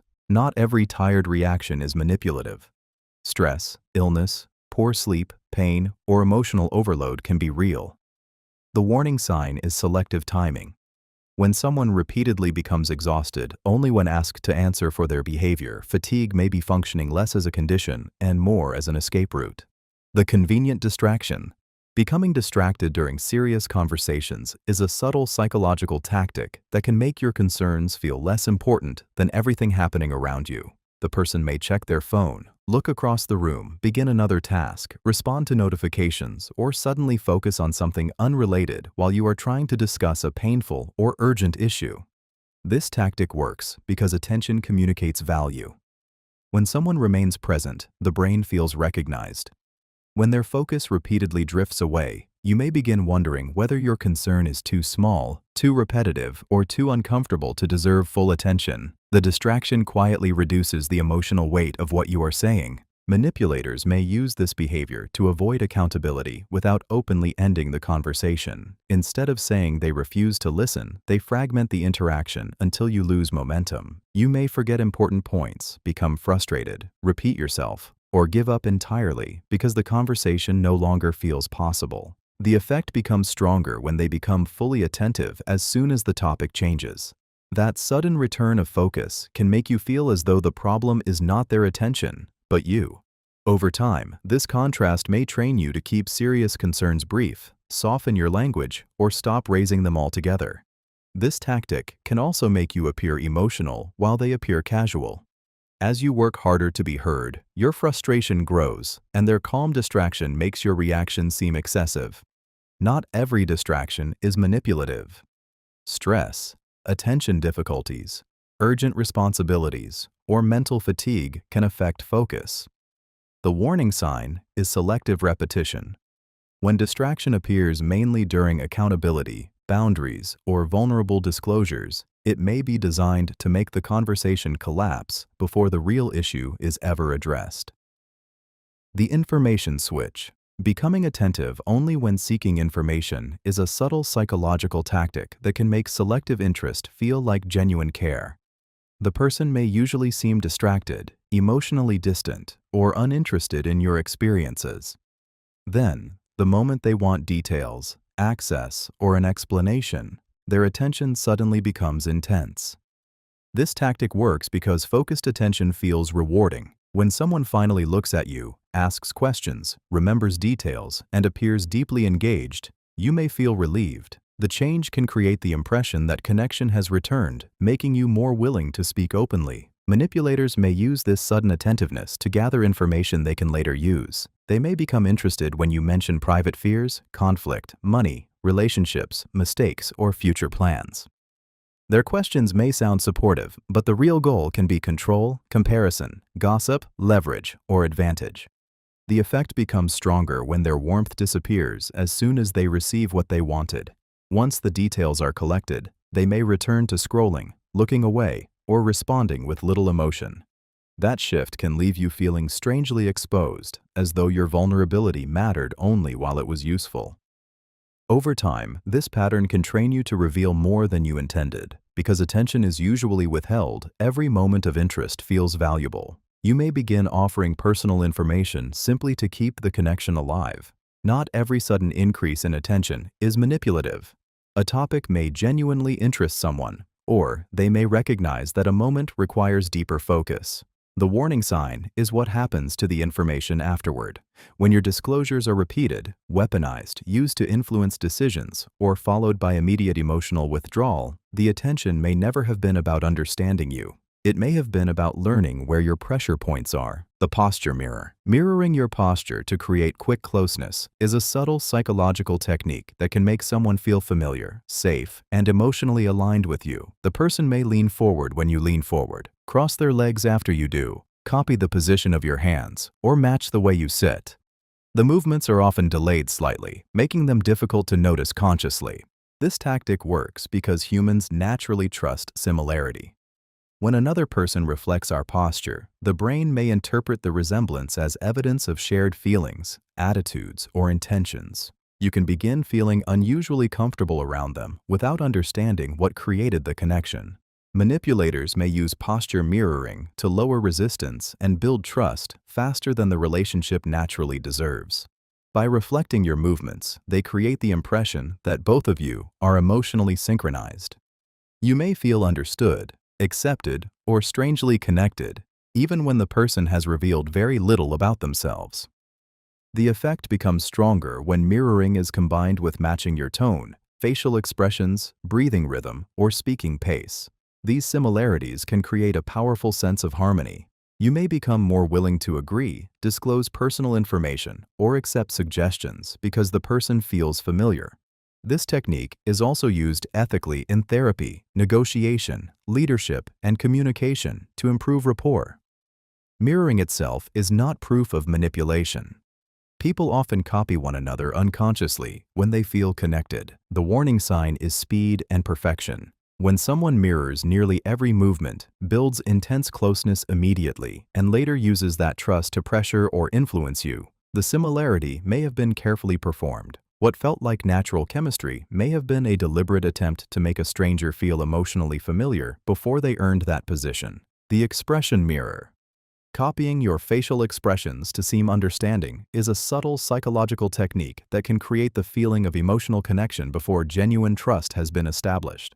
The person may smile when you smile, tighten their face when you describe frustration, widen their eyes at your surprise, or reflect your sadness with a carefully matched expression. This tactic works because facial expressions are powerful signals of empathy. When someone's face reflects our emotions, the brain often interprets it as proof that they understand what we are feeling. That sense of recognition can lower emotional defenses and make the interaction feel unusually safe. Manipulators may use expression mirroring to appear more caring, trustworthy, or emotionally intelligent than they really are.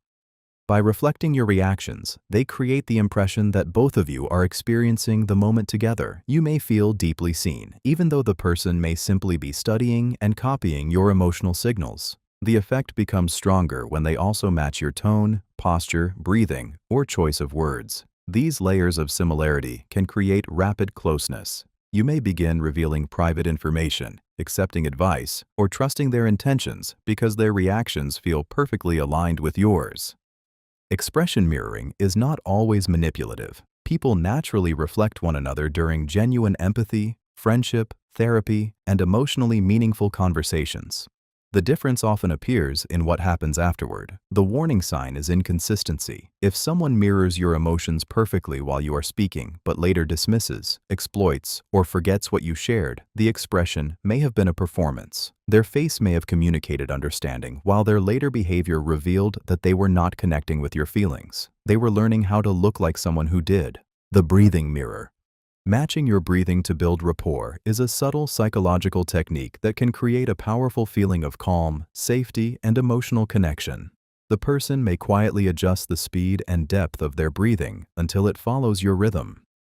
Because breathing is usually unconscious, the similarity can influence you without being noticed. This technique works because breathing reflects emotional states. Fast, shallow breaths often appear during anxiety or excitement, while slower breathing is associated with calmness. When another person matches your rhythm, the nervous system may interpret the synchronization as evidence that both of you are emotionally aligned. Manipulators may use breathing mirroring to create trust more quickly than the relationship naturally deserves. Once the rhythm feels synchronized, they may gradually slow their breathing, hoping your body follows. As you become calmer, you may lower your defenses, speak more openly, or become more receptive to their suggestions. The effect becomes stronger when breathing is matched alongside posture, eye contact, facial expressions, and speaking pace. These coordinated signals can create the impression that the person understands you on an unusually deep level. You may feel safe around them without being able to explain why. Breathing synchronization can also happen naturally between close friends, family members, performers, and people sharing an emotional experience. It is sometimes used ethically in therapy and calming exercises to help regulate distress. The behavior itself does not automatically prove manipulation. The warning sign is what follows the connection. When someone creates rapid comfort, encourages vulnerable disclosure, and then uses what you revealed to pressure or control you, the synchronization may have been deliberate. What felt like emotional harmony may have been a carefully created state designed to make your nervous system trust before your judgment had enough evidence. The gesture mirror. Copying your gestures to create false similarity is a subtle psychological technique that can make someone feel strangely familiar before real trust has been earned. The person may copy the way you move your hands, touch your face, adjust your clothing, point while speaking, or hold an object. The imitation is usually delayed slightly so it feels natural rather than obvious. This technique works because humans are drawn to people who appear similar to them. Shared movements can create an unconscious sense of agreement, comfort, and belonging. When another person reflects your gestures, the brain may interpret it as evidence that both of you think alike, feel alike, or understand each other deeply. Manipulators may use gesture copying to build connection quickly. Instead of allowing closeness to grow through time, honesty, and consistent behavior, they manufacture familiarity through body language. You may begin trusting them faster, sharing more personal information, or accepting their influence because the interaction feels unusually smooth. The effect becomes stronger when gestures are copied alongside your posture, tone, expressions, vocabulary, and speaking rhythm. These layers of resemblance can create the impression that you have found someone who naturally understands you, yet the similarity may be carefully performed rather than genuine. Gesture mirroring also happens naturally between friends, families, co-workers, and people who feel emotionally connected. Copying alone does not prove manipulation. The warning sign is excessive precision and rapid closeness. When someone seems to adopt your movements, preferences, opinions, and personality almost immediately, then uses that connection to gain access, loyalty, or control, the similarity may have been constructed. What felt like discovering someone just like you may actually have been someone studying you closely enough to become whatever would make you lower your guard. The style mirror. Dressing like you to appear compatible is a subtle psychological technique that can create the impression of shared identity before genuine connection has developed. The person may begin wearing similar colors, clothing styles, accessories, shoes, or even brands after observing what you prefer. The resemblance may appear accidental, but repeated imitation can quietly make them feel more familiar. This technique works because appearance communicates belonging. People often feel safer around those who seem to share their taste, values, lifestyle, or social identity. When someone dresses like you, the brain may interpret the similarity as evidence that both of you naturally understand the same world. Manipulators may use style mirroring to lower suspicion and build trust quickly. By adopting your appearance, they create a visual message that says, "We are alike."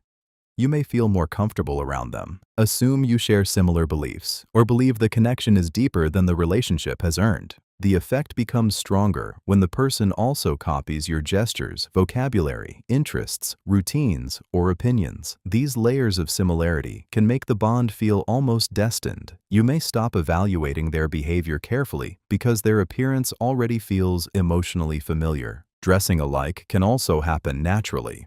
Friends influence each other. Groups share trends, and people with similar interests often choose similar clothing. The behavior itself does not prove manipulation. The warning sign is sudden, selective imitation. When someone changes their style quickly after meeting you, presents a different appearance around different people, and uses the resulting closeness to gain trust or influence, the compatibility may be performed. What looks like shared identity may actually be careful observation turned into a costume designed to make you feel that you have found someone who belongs beside you. The side-by-side position. Sitting beside you to reduce resistance is a subtle psychological technique that can make influence feel like cooperation. Instead of sitting across from you, where disagreement feels more direct, the person chooses a seat at your side. This creates the impression that both of you are facing the same problem rather than facing each other. This tactic works because physical position shapes emotional perception. Sitting opposite someone can feel formal, competitive, or confrontational. Sitting beside them often feels safer and more collaborative. Your brain may interpret the shared direction as evidence that the person is on your side, even before their intentions have been proven. Manipulators may use this position when they want you to accept an idea, sign something, reveal information, or lower a boundary. By sitting close and looking at the same screen, paper, or object, they make the decision feel shared. You may become less likely to challenge them because disagreement now feels like breaking a moment of unity. The effect becomes stronger when they lean toward you, lower their voice, mirror your posture, or use words such as "we" and "us." These signals can create artificial partnership. Their suggestion begins to feel like a conclusion both of you reached together, even when they controlled the entire direction of the conversation. This positioning is also used ethically in teaching, counseling, negotiation, and conflict resolution because it can reduce unnecessary tension. Sitting beside someone is not automatically manipulative. The warning sign is hidden pressure. When a person uses closeness to rush your decision, limit your ability to step away, or make disagreement feel disloyal, the shared position may be strategic. What appears to be companionship may actually be a carefully chosen angle designed to make resistance feel emotionally uncomfortable. The synchronized walk, matching your walking speed before making a request, is a subtle psychological technique that can create comfort, familiarity, and cooperation. The person may begin walking faster or slower until their steps align with yours. Once both bodies move in the same rhythm, the interaction can feel smoother and more naturally connected. This technique works because synchronized movement creates an unconscious sense of unity. When two people walk at the same pace, the brain may interpret the coordination as evidence that they are emotionally aligned. You may feel as though the person understands your energy, respects your rhythm, and is moving through the moment with you rather than directing you. Manipulators may use this brief connection before asking for help, agreement, information, or compliance. Instead of making the request immediately, they first match your pace and allow the shared rhythm to reduce tension. When the request arrives, refusing may feel harder because the interaction already feels cooperative. The effect becomes stronger when they also mirror your posture, breathing, tone, or gestures. These layers of synchronization can create rapid rapport. Their request may seem reasonable, not because you have evaluated it carefully, but because your body already feels connected to theirs. This technique is also used naturally and ethically. Friends, co-workers, family members, and strangers often adjust their walking speeds out of courtesy. Shared pacing can improve communication and make people feel included. Matching speed alone does not prove manipulation. The warning sign is strategic timing. When someone repeatedly synchronizes with you only before asking for favors, gaining access, or influencing a decision, the rhythm may be deliberate. What feels like effortless connection may be preparation. By the time the request appears, your body may already be experiencing the interaction as cooperation, making resistance feel like breaking harmony that they carefully created. The warm touch. Touching you warmly before asking for something is a subtle psychological technique that can make a request feel more personal, safe, and difficult to refuse. The person may lightly touch your arm, shoulder, hand, or back just before asking for help, agreement, money, access, or attention. The contact may last only a moment, but it can change the emotional atmosphere immediately.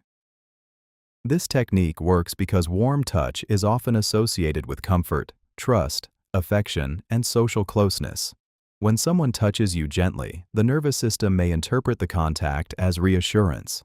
You may feel more connected to them, less defensive, and more willing to cooperate before you have fully considered what they are asking. Manipulators may use this response to create emotional softness before introducing pressure. The touch makes the request feel less transactional and more like something shared between people who care about each other. Refusing can suddenly feel colder, harsher, or more personal than it should. The effect becomes stronger when the touch is combined with a warm smile, soft voice, close eye contact, or language such as, "I really need you." These signals can create a sense of obligation. You may agree, not because the request is reasonable, but because saying no feels like rejecting the connection itself. Warm touch can also be genuine. Friends, relatives, teachers, caregivers, and supportive people often use touch to comfort or encourage. The behavior alone does not prove manipulation. The warning sign is repeated timing. When affection appears mainly before favors and disappears once the person gets what they want, the warmth may be strategic. What feels like closeness may be emotional preparation designed to make your boundary feel cruel before you have even spoken. The intimacy stare. Using long eye contact to imitate intimacy is a subtle psychological technique that can create the feeling of deep connection before genuine trust has been built. The person may hold your gaze for several seconds, soften their expression, reduce distractions, and make the moment feel unusually private. The silence between you can seem meaningful, even when very little has actually been shared. This technique works because sustained eye contact increases emotional intensity. The brain often associates prolonged gaze with attention, vulnerability, attraction, and trust. When someone looks at you as though nothing else exists, you may feel deeply seen. That feeling can make the connection seem more important than the relationship has earned. Manipulators may use long eye contact to create false emotional closeness. Instead of building trust through honesty, consistency, and time, they use intensity to accelerate it. You may begin sharing private information, overlooking warning signs, or believing the person understands you on a deeper level than they truly do. The effect becomes stronger when the stare is combined with a lowered voice, slow breathing, physical closeness, or emotional language. These signals can make an ordinary conversation feel unforgettable. The person may appear calm and fully present while quietly studying your reactions. Long eye contact can also be natural and sincere. Close friends, supportive professionals, family members, and people in meaningful conversations may hold each other's gaze without manipulation. The behavior alone proves nothing. The warning sign is what follows the intensity. When someone creates powerful closeness quickly, gains access to your emotions, and later becomes cold, demanding, or controlling, the gaze may have been a performance. What felt like intimacy may have been emotional pressure designed to make your trust arrive before enough evidence did. The mood mirror. Matching your mood to gain trust is a subtle psychological technique that can make someone feel emotionally understood before genuine trust has been earned.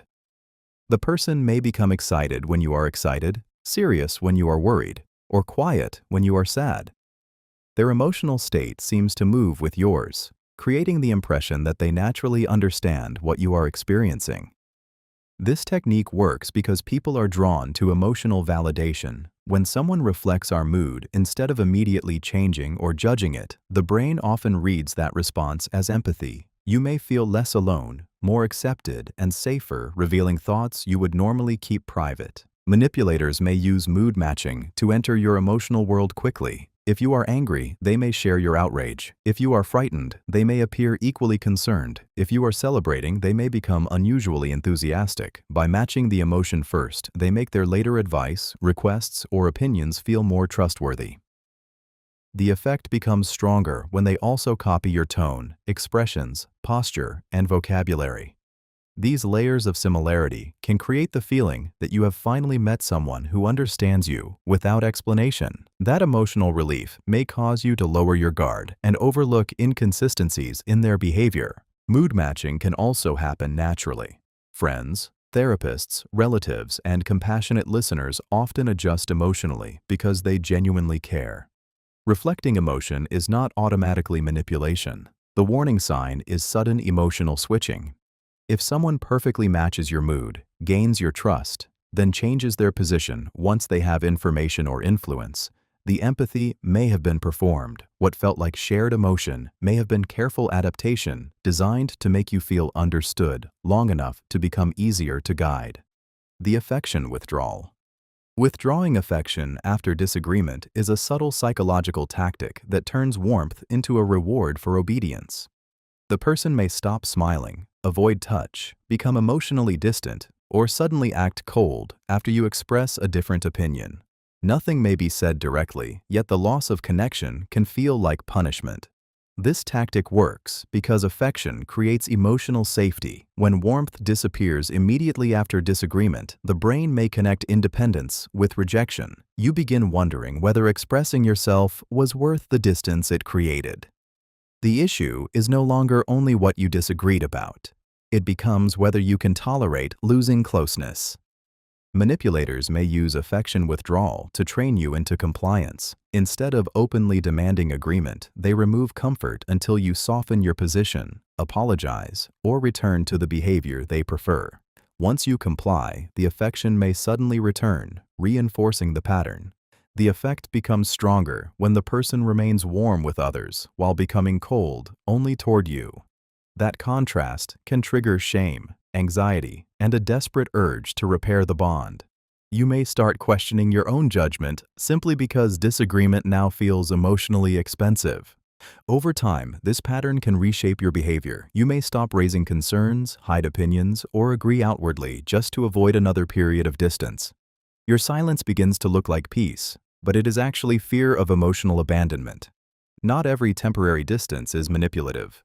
People may need time to calm down, process conflict, or regulate strong emotions. The warning sign is conditional return. When affection repeatedly disappears after disagreement and returns only after you surrender, the warmth is no longer freely given. It is being used to teach you that closeness depends on compliance. The rewarded warmth. Restoring warmth after you comply is a subtle psychological tactic that teaches your nervous system to associate obedience with emotional safety. The person may suddenly smile again, become affectionate, speak gently, or return to normal the moment you agree, apologize, or give them what they wanted. The change can feel relieving, but that relief is exactly what gives the tactic its power. This works because the brain quickly learns through emotional contrast. Coldness creates tension, while renewed warmth removes it. When kindness returns only after compliance, your mind begins connecting surrender with peace. You may start obeying faster next time, not because you truly agree, but because you want the discomfort to end.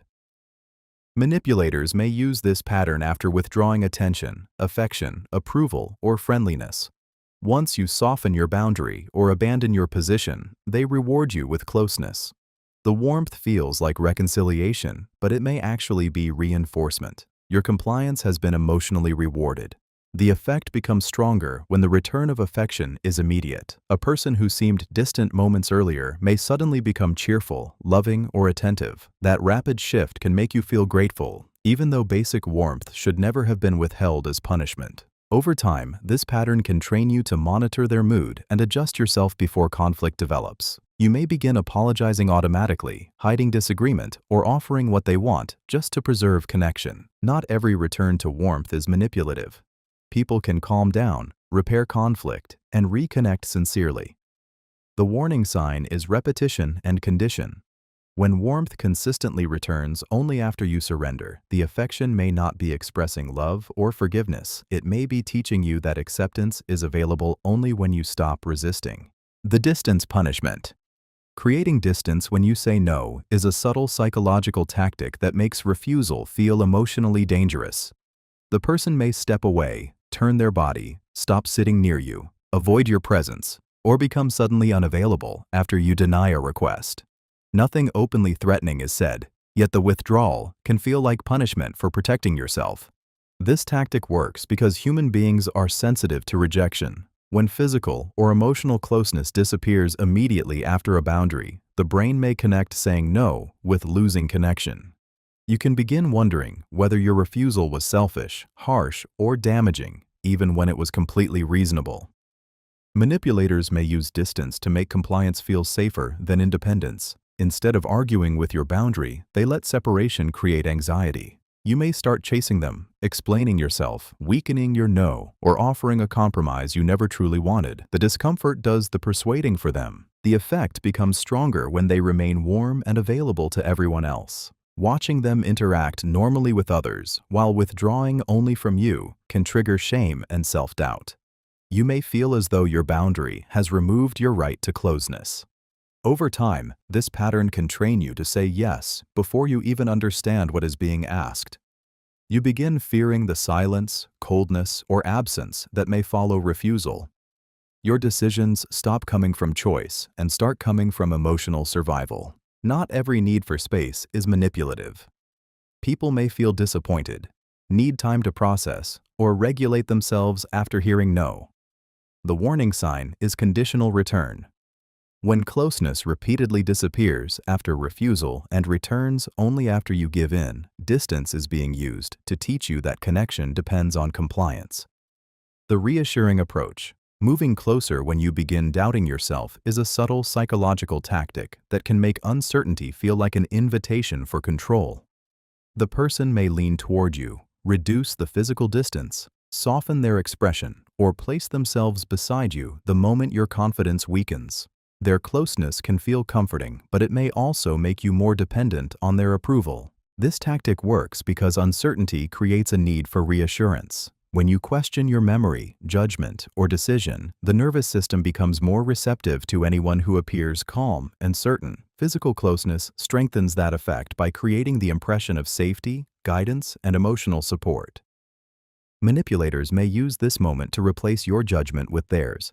They may move closer as you hesitate, then offer an answer, interpretation, or decision with quiet confidence. Because you already feel unsure, their certainty can seem more trustworthy than your own thoughts. The effect becomes stronger when they combine closeness with a gentle voice, steady eye contact, or comforting touch.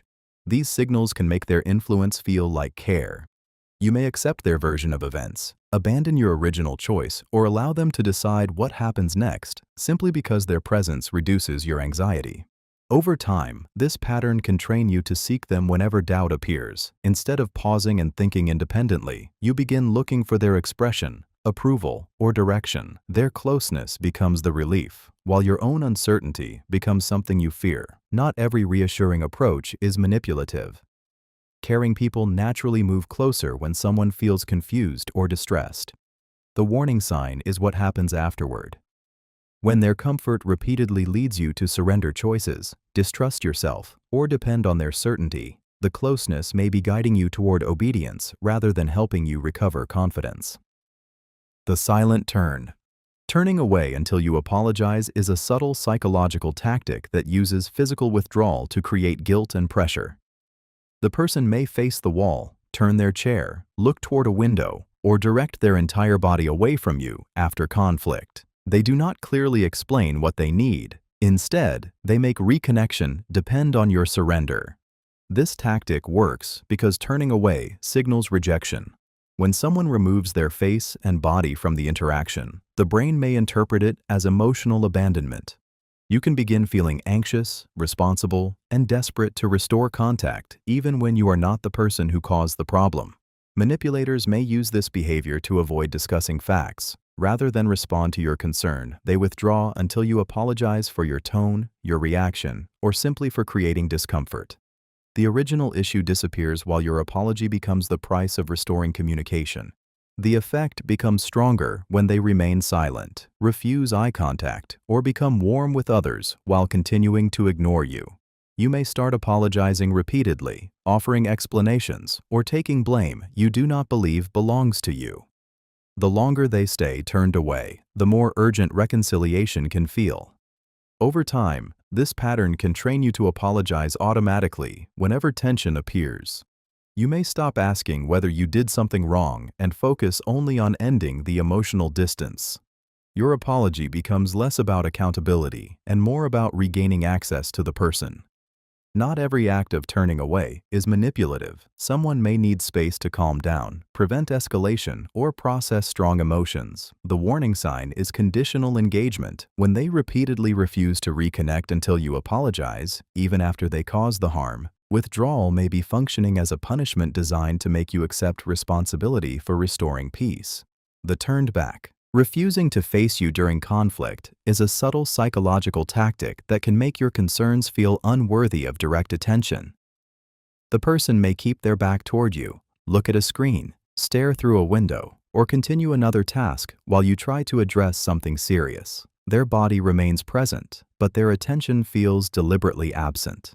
This tactic works because facing someone is one of the clearest signs of engagement. When a person turns away during conflict, the brain may interpret it as rejection, contempt, or emotional abandonment. You can begin feeling as though your words are not important enough to deserve a full response.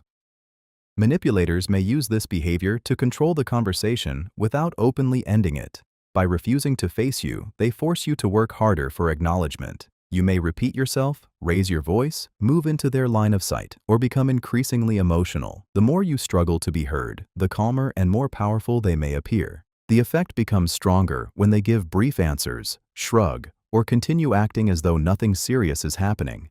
This can make you feel invisible while also creating frustration that may later be used against you. Your reaction becomes the problem, while their refusal to engage disappears from attention. Over time, this pattern can train you to suppress conflict. You may stop raising concerns because you already expect to be ignored. Silence begins to feel less painful than speaking to someone who refuses to fully acknowledge you. Not every turned posture is manipulative. Some people avoid direct eye contact during conflict because of anxiety, trauma, shame, or fear of escalation. The warning sign is deliberate refusal. When they repeatedly turn away to silence, punish, or exhaust you, their body may be saying that your concerns will be heard only when they decide you deserve attention. The clarity exit. Leaving when you ask for clarity is a subtle psychological tactic that turns unanswered questions into emotional punishment. The person may walk away, leave the room, end the call, or suddenly become unavailable the moment you ask them to explain a contradiction, define their intentions, or answer something directly. Their departure prevents resolution while making your request seem like the problem. This tactic works because uncertainty creates mental tension. When someone leaves before giving a clear answer, your mind may continue replaying the conversation, searching for meaning. You begin filling the silence with assumptions, self-blame, and fear. The unanswered question often becomes more powerful than any honest response could have been. Manipulators may use this behavior to avoid accountability while keeping control. By leaving, they decide when the conversation ends and whether it ever resumes. You may start chasing them, sending messages, apologizing for your tone, or weakening your question just to regain contact. The effect becomes stronger when they return later acting normal, as though no explanation is required. This can make you feel unreasonable for bringing the issue up again. Over time, you may stop asking direct questions because you already know clarity will lead to distance. This pattern can create deep confusion. You are left with fragments instead of answers, yet you may feel responsible for repairing the connection. The person avoids discomfort while you carry the uncertainty alone. Not every departure is manipulative. Someone may need space to calm down, prevent escalation, or gather their thoughts. The warning sign is repeated avoidance. When a person consistently leaves whenever clarity threatens their control, the exit may not be about emotional regulation. It may be designed to teach you that asking honest questions risks losing access to them. The timed return. Returning after you become emotionally unsettled is a subtle psychological tactic that can make relief feel like love, care, or rescue. The person may disappear during conflict, ignore your attempts to reach them, or leave you alone with unanswered questions. Then, once you are anxious, confused, or desperate for contact, they suddenly return. This tactic works because emotional distress increases the value of relief. When someone creates distance and later reappears, the nervous system may experience their return as comfort. You can feel grateful simply because the uncertainty has ended, even though they were the person who created it. Manipulators may use this pattern to strengthen emotional dependence. They withdraw when you ask difficult questions, resist control, or express needs. While they are gone, you may replay the interaction, blame yourself, or fear that the relationship has been damaged permanently. By the time they return, you may be more willing to apologize, compromise, or accept less than you originally wanted. The effect becomes stronger when they return calmly, warmly, or affectionately. Their relaxed behavior can make your distress appear excessive. Instead of holding them accountable for leaving, you may focus on preserving the relief their presence brings. Over time, this cycle can train you to fear separation and tolerate mistreatment. You may begin chasing reassurance, avoiding conflict, or surrendering boundaries because you know how painful their disappearance feels. Their return becomes emotionally powerful only because their absence first destabilized you. Not every return after distance is manipulative. People may need time to regulate emotions or think clearly. The warning sign is deliberate timing. When someone repeatedly stays away until you are distressed, then returns expecting immediate access without explanation or repair, their presence may be functioning as the reward in a cycle they created. The unpredictable attention. Giving unpredictable attention to keep you seeking approval is a powerful psychological tactic that makes inconsistency feel emotionally addictive.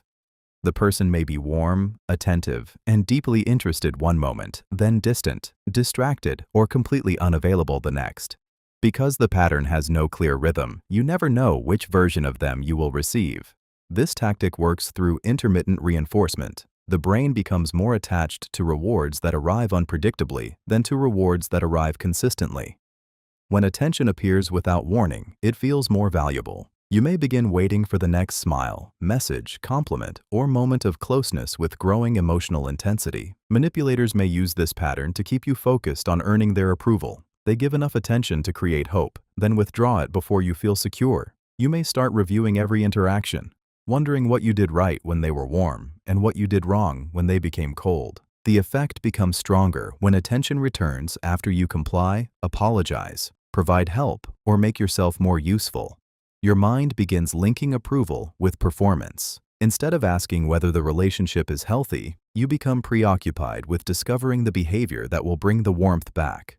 Over time, unpredictable attention can create anxiety, self-doubt, and emotional dependence. Consistent kindness may even feel less exciting because your nervous system has become trained to chase uncertain rewards. You may tolerate long periods of neglect for a few powerful moments of recognition. Not every change in attention is manipulative. Stress, responsibilities, mental health, and ordinary mood changes can affect availability. The warning sign is a repeating cycle in which attention disappears to create insecurity and returns just enough to keep you hoping, competing, and trying harder for basic acknowledgement. The public affection display. Showing affection publicly but withholding it privately is a subtle psychological tactic that creates the appearance of closeness without providing real emotional security. The person may smile at you, touch you warmly, praise you, or behave lovingly when others are watching. Once you are alone, that warmth disappears, leaving behind distance, coldness, or indifference. This tactic works because public affection shapes how other people view the relationship. Outsiders may assume you are valued, supported, and treated well.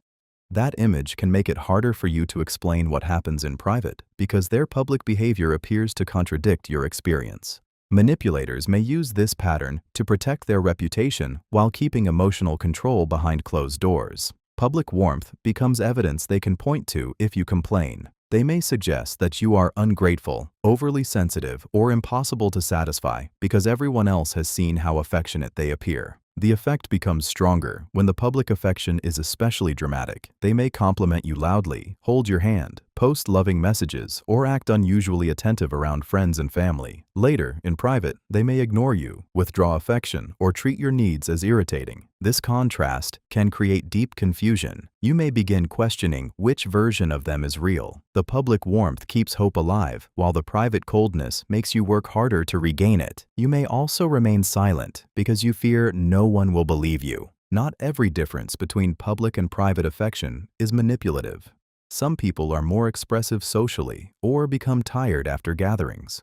The warning sign is a calculated contrast. When affection appears mainly to impress witnesses and disappears when no audience remains, the warmth may be protecting an image rather than expressing genuine care. The eye contact exclusion. Excluding you from group eye contact is a subtle psychological tactic that can make you feel invisible while everyone else appears connected. The person may look at each individual while speaking, smile at others, respond to their reactions, and repeatedly skip over you. Nothing openly hostile is said, yet the missing gaze can make your presence feel deliberately erased. This tactic works because eye contact is one of the strongest signals of social inclusion. In group settings, people use their eyes to distribute attention, invite participation, and confirm belonging. When that recognition is withheld from one person, the brain may interpret it as rejection. You can begin wondering whether you are unwelcome, unimportant, or being judged. Manipulators may use this behavior to isolate you without creating obvious evidence. By including everyone else visually, they create a silent social boundary. You may become quieter, hesitate to speak, or try harder to earn acknowledgement. The more you seek their attention, the more powerful their exclusion becomes. The effect grows stronger when they respond warmly to others while remaining expressionless toward you. They may laugh at someone else's comment, ask follow-up questions, then look away when you speak. This contrast can make you feel as though the group has accepted an unspoken ranking in which you matter least. Over time, repeated exclusion can damage confidence and increase self-monitoring. You may stop contributing because being ignored feels more painful than remaining silent. Not every missed glance is manipulative. Group size, distraction, anxiety, visual habits, or accidental positioning may explain it. The warning sign is selective repetition. When someone consistently avoids your eyes while engaging everyone else, especially after disagreement or boundary setting, the exclusion may be designed to make belonging feel conditional on your compliance. The silent exchange. Sharing silent looks while you speak is a subtle psychological tactic that can make you feel judged without anyone openly challenging you. Two people may glance at each other, raise their eyebrows, suppress a smile, or hold a knowing expression while you are still talking. The exchange may last only a second, yet it can instantly change how safe the conversation feels.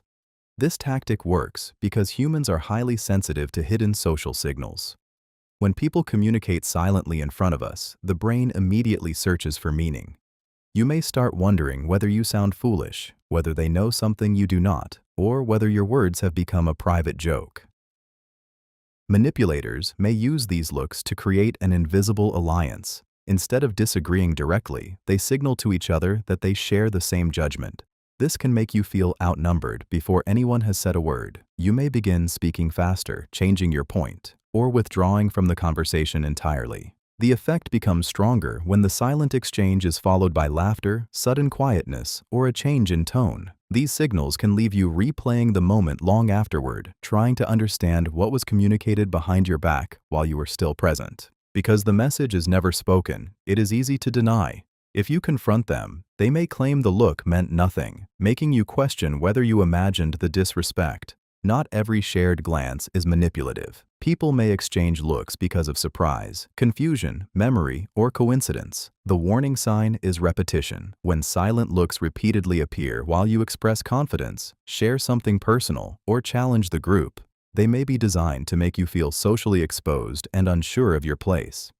The unexplained laugh. Laughing without explaining why is a subtle psychological tactic that can make you feel embarrassed, exposed, or foolish without anyone openly insulting you. The person may laugh after you speak, exchange a glance with someone else, or smile as though they understand something you do not. The absence of explanation is what gives the reaction its power. This tactic works because laughter usually signals shared meaning. When people laugh and you do not know why, the brain may assume you are the subject. You begin searching your words, appearance, tone, or behavior for something humiliating. Even if the laughter had another cause, the uncertainty can make you feel socially unsafe. Manipulators may use unexplained laughter to weaken your confidence while avoiding responsibility. They do not need to say that you sounded foolish. The laugh allows your imagination to create the insult. You may start defending yourself, asking what is funny, or becoming quieter to avoid giving them more material. The effect becomes stronger when the person refuses to explain, says nothing, or continues smiling after you ask. This can make you feel excluded from a private understanding that everyone else seems to share. Because no direct criticism is given, confronting the behavior can make you appear sensitive while they remain protected. Repeated, unexplained laughter can train you to monitor everything you say. You may begin speaking less freely, avoiding attention, or doubting your social instincts before anyone openly rejects you. Not every unexplained laugh is manipulative. People may remember something unrelated, feel nervous, or react awkwardly. The warning sign is timing and repetition. When laughter consistently appears after your vulnerable, confident, or serious moments, it may be designed to make you feel ridiculous without giving you anything clear enough to challenge. The closed circle. Forming a closed circle that leaves you out is a subtle psychological tactic that makes rejection visible without anyone saying you are unwelcome. A group may stand shoulder to shoulder, angle their bodies inward, and close every natural opening as you approach. You remain close enough to hear them, yet their posture silently tells you that you are outside the connection. This tactic works because group formations communicate belonging. An open circle creates space and invites participation. A closed circle creates an emotional boundary between those accepted inside and the person left standing beyond it. Your brain may register this exclusion immediately, producing embarrassment, uncertainty, and the painful feeling that everyone noticed your rejection. Manipulators may use this behavior to isolate you while avoiding responsibility. No one has to tell you to leave. They simply refuse to shift, acknowledge you, or create room. You may stand awkwardly nearby, wait for an invitation, or walk away while pretending the exclusion did not hurt. The effect becomes stronger when the group glances at you, lowers its voice, or briefly opens for someone else. That contrast can make the rejection feel deliberate. You may begin questioning your social value, replaying past interactions, or wondering what was said before you arrived. Repeated exposure can train you to exclude yourself. You may stop approaching groups, remain silent at gatherings, or leave early because you expect the same invisible wall. Not every closed formation is manipulative. Crowded spaces, noise, private discussions, or simple inattention may explain it. The warning sign is selective adjustment. When the group opens naturally for others but closes as you approach, their bodies may be delivering a message no one wants to admit aloud. The seat shift. Moving seats when you arrive is a subtle psychological tactic that can make your presence feel unwelcome before anyone says a word. A person may slide farther away, switch chairs, create space between you, or relocate to another part of the room the moment you approach. The movement can appear casual, yet the timing may communicate rejection, discomfort, or social disapproval. This tactic works because physical closeness is often connected to acceptance. When someone chooses to remain near us, the brain usually reads it as comfort or openness. When they immediately move away, the nervous system may interpret the distance as evidence that something about us is unwanted. You may begin questioning your appearance, behavior, reputation, or place within the group. Instead of focusing on the conversation, you become aware of the empty space they created. The movement can make you feel exposed because the rejection happened publicly, even though nothing was openly stated. Manipulators may use seat shifting to isolate, embarrass, or punish someone. They may move after you disagree with them, refuse a request, or gain attention they wanted for themselves. The action allows them to communicate coldness while maintaining plausible innocence. If challenged, they can claim they wanted a better view, more comfort, or another conversation. The effect becomes stronger when they invite someone else into the seat they abandoned or appear relaxed once distance has been created. That contrast can make the rejection feel unmistakably personal. Not every seat change is manipulative. Noise, temperature, accessibility, space, or practical needs may explain it. The warning sign is selective repetition. When someone repeatedly moves away only when you arrive, especially while remaining close to others, the shifting seat may be designed to make you feel that your presence changes the room for the worse. The sudden silence. Going silent when you enter is a subtle psychological tactic that can make you feel exposed, suspicious, and instantly unwelcome. A group may stop talking, avoid eye contact, exchange quick glances, or create an unnatural pause the moment you appear. Nothing is said directly, yet the silence can feel louder than the conversation that came before it. This tactic works because sudden silence suggests hidden information. The brain immediately begins searching for an explanation. You may wonder whether they were discussing you, laughing about something you did, or sharing information they do not want you to hear. Even without proof, the uncertainty can create strong emotional pressure. Manipulators may use this reaction to make someone feel socially unsafe. They do not need to insult or exclude you openly. The abrupt change in atmosphere encourages your imagination to produce its own painful conclusions. You may become quieter, watch your behavior more carefully, or work harder to regain the group's approval. The effect becomes stronger when the silence is followed by forced smiles, whispered comments, or a sudden change of subject. These signals can make you feel as though everyone knows something except you. Because no one explains what happened, you are left carrying the confusion alone. Repeated silence can train you to dread entering rooms. You may pause outside doors, listen before approaching, or avoid social spaces entirely because you expect the atmosphere to change when you appear. Not every sudden silence is manipulative. People may be discussing private matters, concentrating, or naturally reaching the end of a conversation. The warning sign is repetition. When groups consistently become silent only when you arrive, then resume after you leave, the quiet may be designed to make exclusion felt without ever being admitted. The approval glance. Looking at others before answering you is a subtle psychological tactic that can make your question feel subject to group approval. The person may glance toward a friend, partner, colleague, or authority figure before responding, as though someone else must silently confirm what can be said. That brief look can instantly make the interaction feel less private and less equal.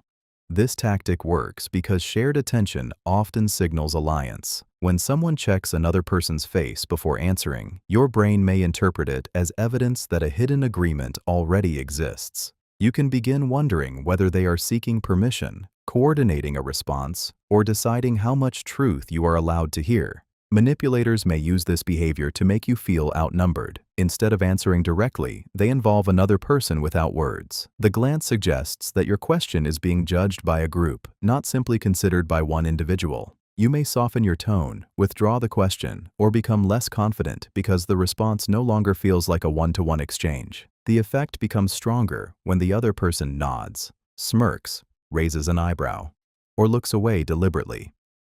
These silent reactions can shape the answer before it is spoken. You may feel that everyone else already knows the correct position and that you are the only one outside the understanding. Not every glance towards someone else is manipulative. A person may be checking facts, seeking help, remembering details, or responding to a shared responsibility. The warning sign is repeated dependence. When someone consistently looks to others before answering your direct questions, especially during conflict or accountability, the glance may be used to communicate that your access to honesty depends on an alliance you are not part of. The selective coldness. Showing everyone warmth except you is a subtle psychological tactic that can make you feel uniquely rejected. The person may smile at others, speak kindly, laugh easily, and offer them attention while becoming distant, flat, or dismissive the moment they turn toward you. The contrast is what makes the behavior so emotionally powerful. This tactic works because the brain naturally compares social treatment. If someone is cold toward everyone, The behavior may seem like part of their personality. But when kindness is freely given to others and withheld only from you, the mind searches for a reason. You may begin wondering what is wrong with you, what you did, or why you seem less worthy of warmth. Manipulators may use selective coldness to punish, isolate, or control you without openly stating what they want. Instead of explaining their displeasure, they make you feel the loss of approval. You may start trying harder, becoming more agreeable, or changing your behavior just to receive the same kindness everyone else gets automatically. The effect becomes stronger in group settings. Watching them welcome others while barely acknowledging you can trigger shame, jealousy, and self-doubt. You may feel socially exposed because the difference is visible, yet difficult to confront. Over time, this pattern can train you to chase basic respect. You begin reading their face, monitoring your behavior, and treating occasional warmth like a reward. Not every difference in warmth is manipulative. People naturally feel closer to some individuals than others. The warning sign is deliberate contrast, when warmth disappears after you disagree, set boundaries, or become less controllable. The coldness may be designed to make you earn back acceptance through compliance. The withheld recognition. Praising others while ignoring your effort is a subtle psychological tactic that can make you feel invisible, inadequate, and desperate to prove your value. The person may celebrate someone else's contribution, compliment their progress, or publicly acknowledge their work while saying nothing about what you have done. The silence can feel especially painful when your effort was equal or greater. This tactic works because recognition is connected to belonging and self-worth. People naturally want their work to be seen, especially by someone whose opinion matters. When praise is given freely to others but withheld from you, the brain may interpret the difference as evidence that you are failing. Manipulators may use this pattern to keep you working harder for approval. By refusing to acknowledge your effort, they create an emotional gap you may try to fill through greater performance, obedience, or sacrifice. You can begin doing more than necessary, hoping the next achievement will finally earn recognition. The effect becomes stronger when they praise someone for something you also did. That comparison can trigger jealousy, shame, and self-doubt. Instead of questioning their unfairness, you may start questioning your ability. Over time, withheld recognition can train you to depend on external validation. You may stop feeling proud of your work unless they approve of it. Their silence becomes more powerful than your own judgment. Not every missed compliment is manipulative. People may overlook details, communicate appreciation poorly, or genuinely notice someone else's effort first. The warning sign is repetition and selectivity.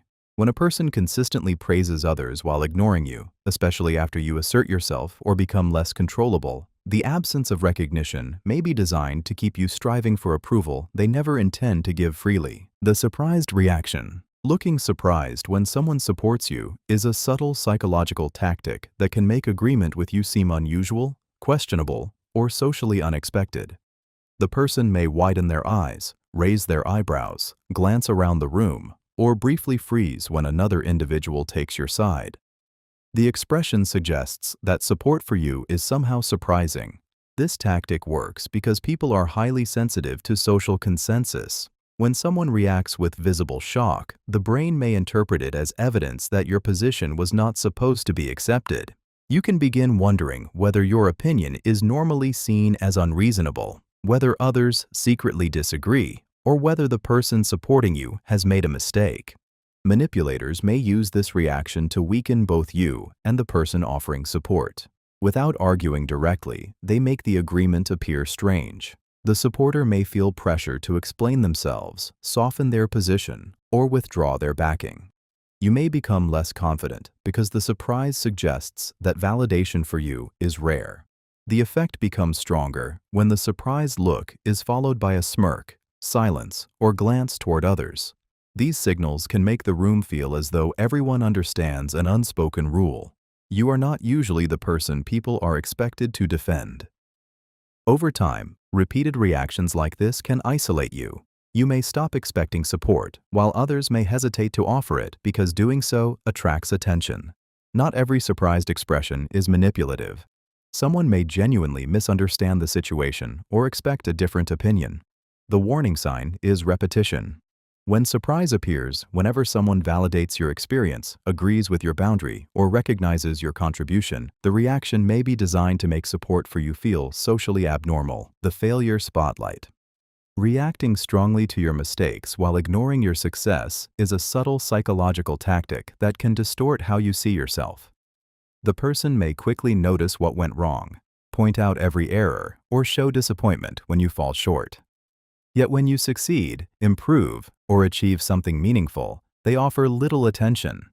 This tactic works because the brain gives extra weight to negative feedback, especially when positive recognition is missing. Over time, repeated criticism can become louder than your actual progress. You may begin believing that your failures define you, while your achievements are too small to matter. Manipulators may use this pattern to weaken confidence and keep you dependent on their approval.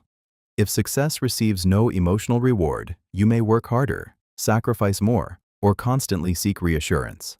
You start chasing acknowledgement that remains deliberately out of reach. The effect becomes stronger when they remember old mistakes but quickly forget recent growth. One failure may be mentioned repeatedly, while several successes disappear without discussion. This creates the illusion that you are always disappointing them, no matter how much you improve. Over time, you may stop celebrating yourself. Achievements feel temporary, while errors feel permanent. You may become anxious, perfectionistic, and afraid to take risks because you expect every mistake to be noticed and every success to be ignored.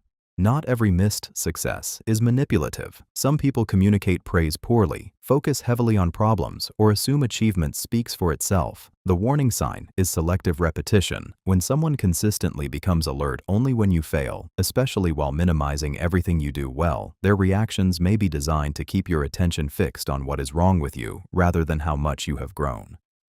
The forced initiation. Ignoring you until you speak first is a subtle psychological tactic that places the burden of connection entirely on you. The person may avoid greeting you, withhold eye contact, remain silent, or act as though you are not present until you make the first move. Once you speak, they may respond normally, making the earlier rejection difficult to confront. This tactic works because silence creates uncertainty. You may wonder whether they are angry, disappointed, uninterested, or waiting for you to repair something. The longer they remain quiet, the more pressure you feel to break the tension. You become responsible for restoring an interaction you did not damage. Manipulators may use this behavior to establish emotional superiority. By refusing to acknowledge you first, they make you approach, greet, explain, or seek their attention. Each time you initiate, the pattern quietly reinforces the idea that their presence must be earned, while yours can be ignored. The effect becomes stronger when they greet everyone else naturally. Watching them smile, speak, and engage with others while waiting for you to approach can trigger embarrassment and self-doubt. You may begin preparing what to say before entering the room, hoping to avoid another moment of being treated as invisible. Over time, this pattern can train you to chase basic acknowledgement. You may speak first even when hurt, apologize without knowing why, or accept emotional imbalance just to prevent silence. Not every failure to initiate is manipulative. Shyness, anxiety, distraction, cultural habits, or uncertainty can affect who speaks first. The warning sign is selective repetition. When someone consistently ignores you until you make contact, especially after disagreement or boundary setting, their silence may be designed to make connection feel like your responsibility alone. The achievement, silence.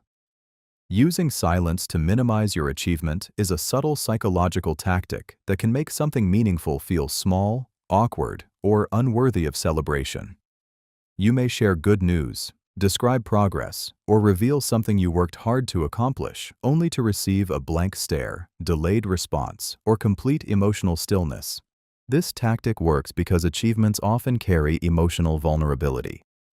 When you share success, you are not only offering information, you are revealing hope, pride, and the desire to be recognized. Silence interrupts that moment and creates uncertainty where encouragement should have been. You may begin wondering whether the achievement was impressive, whether you sounded arrogant, or whether you should have kept it private. Instead of enjoying the moment, you start shrinking it. You may add excuses, downplay the effort, or quickly change the subject to escape the discomfort. Manipulators may use silence to prevent your confidence from growing. Open criticism could expose jealousy or resentment, so they withhold reaction instead. Their lack of acknowledgement forces you to question the value of your success without giving you anything direct to challenge. The effect becomes stronger when they later celebrate someone else for a similar achievement. That contrast can make you feel uniquely undeserving. You may work harder, seek their approval more intensely, or stop sharing good news altogether. Over time, repeated silence can train you to hide pride before anyone rejects it. Your achievements begin to feel real only when someone else confirms them, giving the silent person increasing control over your self-worth. Not every quiet response is manipulative. Shock, distraction, jealousy, poor emotional expression, or uncertainty may explain it. The warning sign is selective repetition. When silence appears mainly during your progress, praise, or independence, it may be designed to keep your confidence from becoming harder to control. The independence disappointment. Showing disappointment when you choose independently is a subtle psychological tactic that can make personal freedom feel like betrayal. The person may lower their eyes, sigh, become quiet, or let their face fall the moment you make a decision without asking for approval. Nothing openly controlling is said, yet their reaction can make your choice feel selfish or hurtful. This tactic works because people naturally care about how their decisions affect others. When someone looks disappointed, your mind may quickly shift away from what you want and toward how your choice made them feel. You may begin questioning yourself, even when the decision was reasonable and entirely yours to make. Manipulators may use this reaction to keep influence over your life without issuing direct commands. Instead of saying, "You cannot choose that," they make independence emotionally expensive.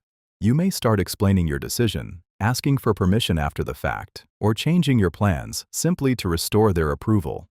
The effect becomes stronger when disappointment is followed by silence, distance, or reduced warmth. These reactions can make you feel as though choosing for yourself has damaged the relationship. Over time, you may begin predicting their disappointment before making any decision and automatically choosing what keeps them comfortable. This pattern can slowly weaken autonomy. You stop asking what you truly want and begin asking what will prevent their face from changing.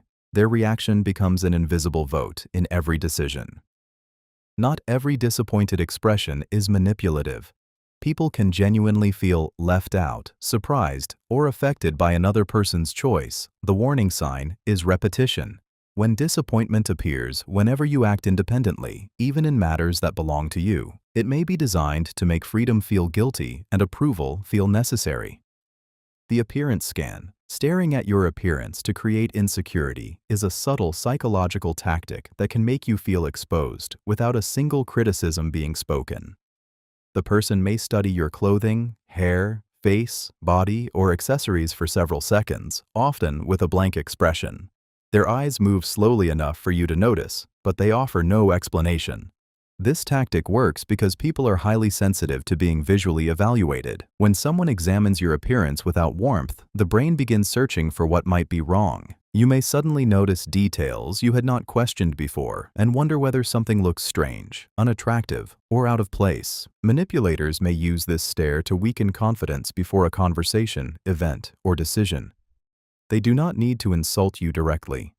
The uncertainty they create can be more powerful because your imagination supplies the criticism. You may adjust your clothing, touch your hair, hide part of your body, or become quieter without knowing what they supposedly noticed. The effect becomes stronger when the stare is followed by a smirk, raised eyebrow, whisper, or glance towards someone else. These signals can turn an ordinary moment into public humiliation. Because no comment was made, the person can deny judging you and make you appear overly sensitive for reacting. Repeated appearance scans can train you to monitor yourself constantly. You may stop dressing freely, avoid attention, or seek approval before feeling comfortable in your own presentation. Not every glance is manipulative. Curiosity, admiration, distraction, or noticing a practical detail may explain it. The warning sign is selective repetition. When someone consistently studies your appearance before criticism, social events, or moments of confidence, the stare may be designed to make insecurity speak louder than anything they could say aloud. The head-to-toe scan. Scanning you from head to toe is a subtle psychological tactic that can make you feel judged before a single word is spoken.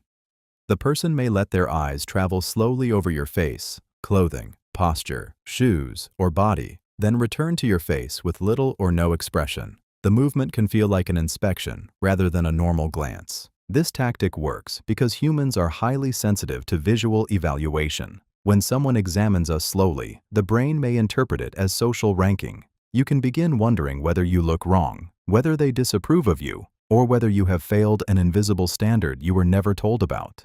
Manipulators may use the scan to create insecurity, establish superiority, or control the emotional tone of an interaction. Instead of openly criticizing you, they let their eyes suggest that something about you is being measured. You may adjust your clothing, change your posture, speak less confidently, or become unusually eager for reassurance. The effect becomes stronger when the scan is followed by a raised eyebrow, smirk, sigh, or glance toward another person. These signals can make the judgment feel public. Because nothing direct was said, the person can later deny evaluating you and accuse you of imagining the discomfort. Repeated scanning can train you to become self-conscious before entering their presence. You may start preparing your appearance for their approval, monitoring every detail, or avoiding attention entirely. Not every head-to-toe glance is manipulative. Someone may notice an outfit, look for an injury, admire a style, or simply observe their surroundings.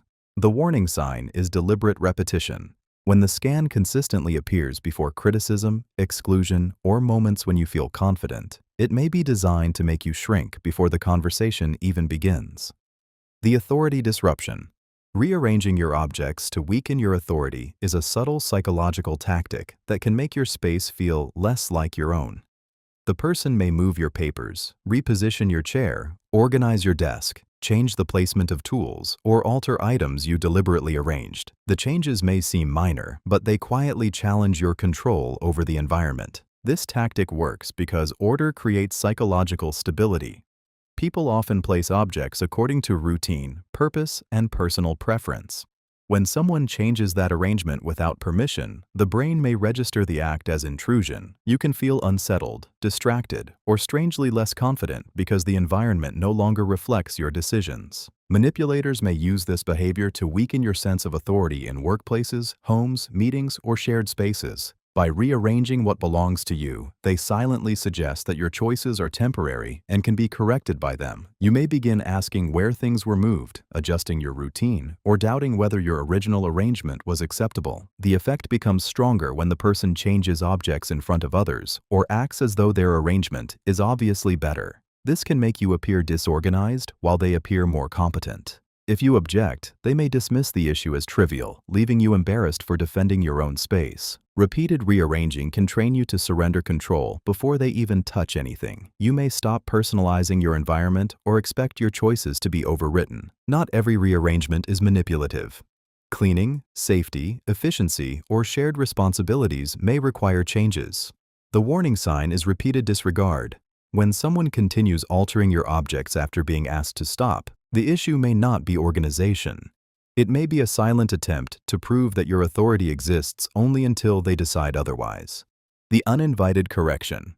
Fixing your appearance without permission is a subtle psychological tactic that can make you feel physically judged and personally overruled. The person may adjust your collar, smooth your hair, wipe something from your face, straighten your clothing, or reposition an accessory without asking. The gesture may appear helpful, but it can quietly communicate that they believe they have authority over how you present yourself. This tactic works because appearance is closely connected to identity and personal control. When someone reaches in and changes something without consent, the body may register the act as an intrusion. You may feel embarrassed, exposed, or suddenly unsure of how you looked before they touched you. Manipulators may use this behavior to establish familiarity, superiority, or ownership.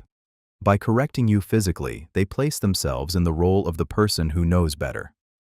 You may begin relying on their approval before feeling presentable, especially if they repeatedly inspect and adjust you. The effect becomes stronger when the correction happens in front of others. A person may fix your clothing publicly, then smile as though they rescued you from embarrassment. This can make you feel childish or incapable while they appear attentive and caring. Repeated uninvited corrections can weaken confidence. You may start checking your appearance constantly, waiting for their reaction, or assuming something is wrong whenever they look at you closely. Not every adjustment is manipulative. Someone may be removing visible lint, preventing embarrassment, or helping in a practical moment. The warning sign is entitlement, when they repeatedly touch or change your appearance after you show discomfort or ask them to stop. The gesture may be less about helping and more about teaching you that even your body can be corrected without your permission. The space repositioning.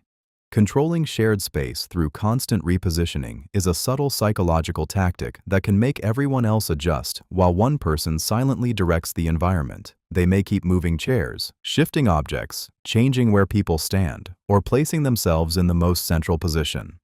Each movement seems minor, but together they establish who controls the room. This tactic works because physical space influences social behavior. People naturally adapt when furniture, bodies, or pathways change. If one person keeps repositioning everything, others may begin following their decisions without discussion.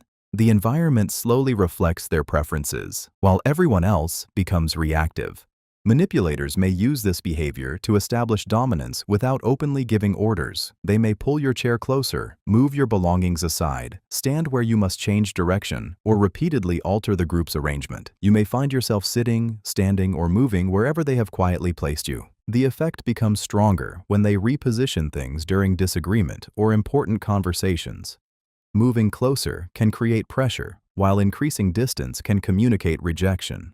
Shifting into the center can draw attention toward them, while placing you at the edge can reduce your influence. Space becomes a silent tool for controlling who feels powerful and who feels peripheral. Repeated repositioning can make you feel unsettled because stability never lasts. You may stop choosing where to sit or place your belongings because you expect your decisions to be changed. Not every rearrangement is manipulative. Comfort, safety, accessibility, or practical needs may require movement. The warning sign is constant entitlement. When someone repeatedly controls shared space without asking, ignores others' preferences, and uses positioning to dominate interactions, the movement may be communicating that everyone else is expected to fit around them. The unrequested favor. Helping before being asked to create obligation is a subtle psychological tactic that can turn generosity into invisible debt. The person may solve a problem, offer support, buy something, complete a task, or step in before you request assistance. At first, the gesture feels thoughtful. Later, however, the favor may be used to make refusal feel ungrateful. This tactic works because most people are uncomfortable receiving without returning. When someone helps us, the brain naturally creates pressure to restore balance. Even if no agreement was made, you may feel that you now owe time, loyalty, access, money, or compliance. Manipulators may use unrequested help to create leverage. They choose the favor, decide its value, and then expect repayment on their terms. You may hear reminders of what they did, notice disappointed expressions when you say no, or feel pressured to accept requests you would normally reject. The effect becomes stronger when the help is dramatic, public, or difficult to return. Others may praise the person's generosity, making your resistance appear selfish. You may begin overlooking controlling behavior because you feel guilty criticizing someone who has done so much for you. Over time, repeated favors can weaken independence.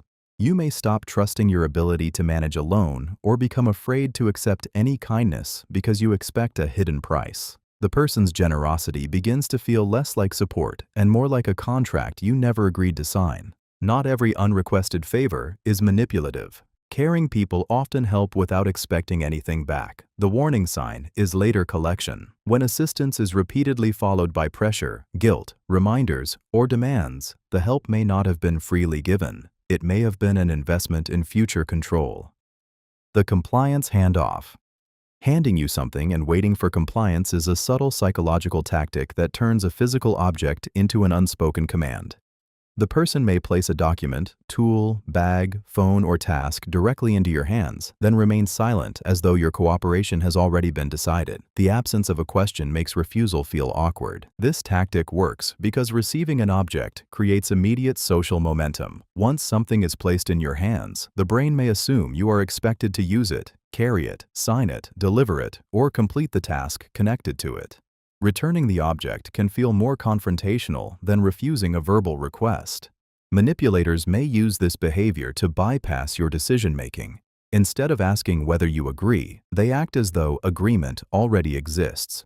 You may comply automatically simply because the action happened faster than your mind could evaluate it. The effect becomes stronger when the person maintains eye contact, turns away immediately, or begins giving instructions after the object is already with you. These signals create pressure to continue. You may feel that questioning the task would make you appear difficult, slow, or uncooperative. This tactic is especially effective in workplaces, families, social groups, and situations involving authority. The person transferring the object quietly transfers responsibility as well. If something goes wrong, they may later claim you accepted the task willingly because you took what they handed you. Not every handoff is manipulative. People often pass objects for convenience, teamwork, or genuine help.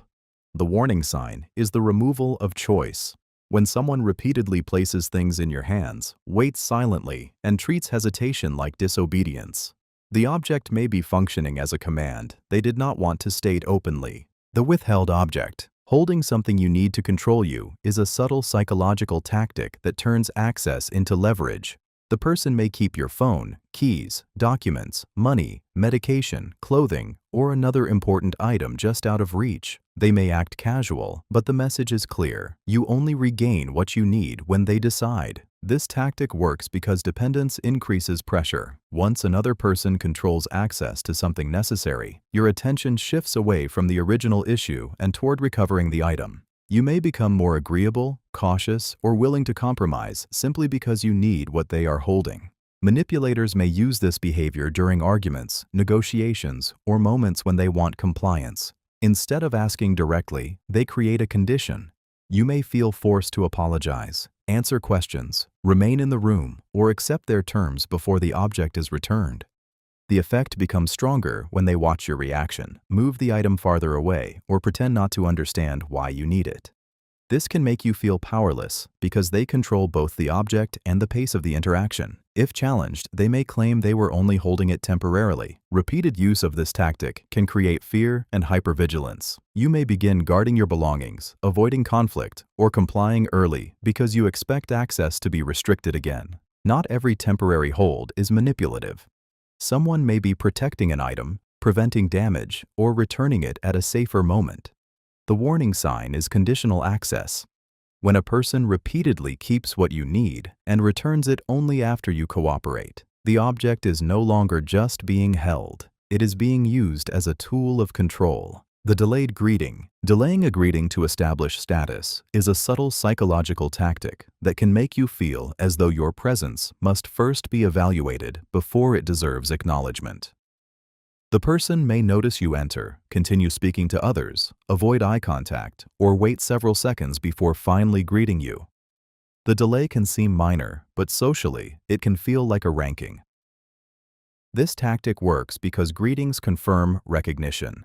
A simple smile, nod, or hello tells the brain that we have been seen and accepted into the interaction. When acknowledgement is deliberately postponed, uncertainty appears. You may begin wondering whether you are unwelcome, unimportant, or expected to approach first. Manipulators may use the delayed greeting to establish that their attention is more valuable than yours. By making you wait, they quietly position themselves as the person who decides when contact begins. You may feel pressure to smile first, walk over, speak louder, or earn the acknowledgement they are withholding. The effect becomes stronger when they greet everyone else immediately. That contrast can make the delay feel personal and public. You may start monitoring their face, changing your behavior, or trying harder to seem worthy of warmth. Repeated delayed greetings can create an unhealthy emotional pattern. You may enter rooms already anxious, wondering whether you will be recognized or ignored.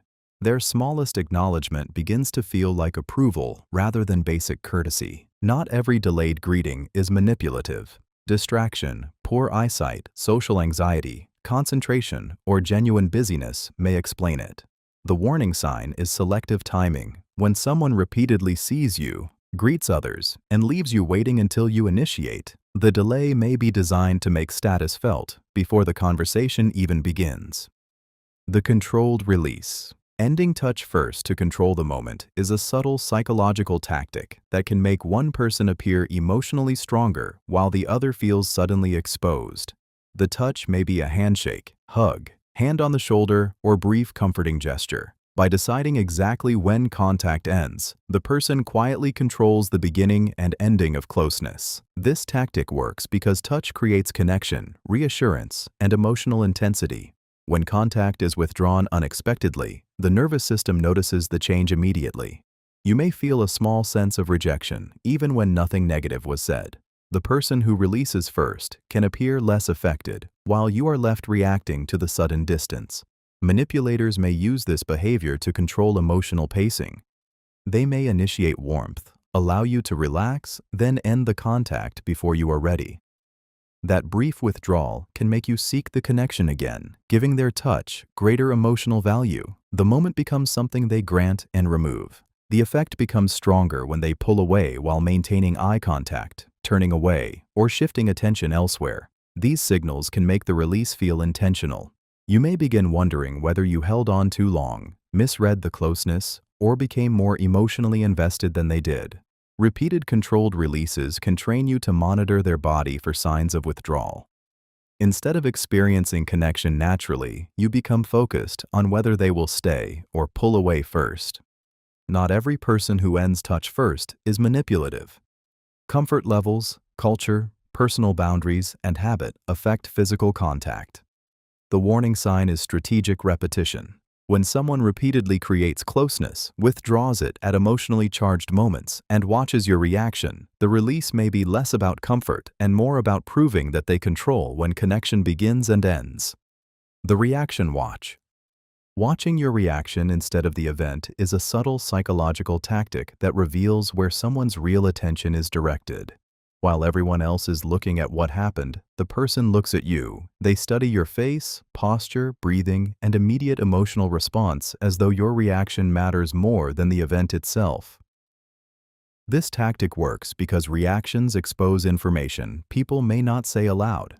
A sudden smile, tense jaw, lowered eyes, or startled expression can reveal fear, guilt, interest, insecurity, or emotional investment. By watching closely, the person learns what affects you and how strongly it affects you. Manipulators may use this behavior to identify emotional pressure points. They may make a comment, reveal information, praise someone else, or create an uncomfortable situation, then immediately look at you to measure the impact. Your face becomes feedback. If you appear hurt, jealous, nervous, or relieved, they learn which tactic may work again.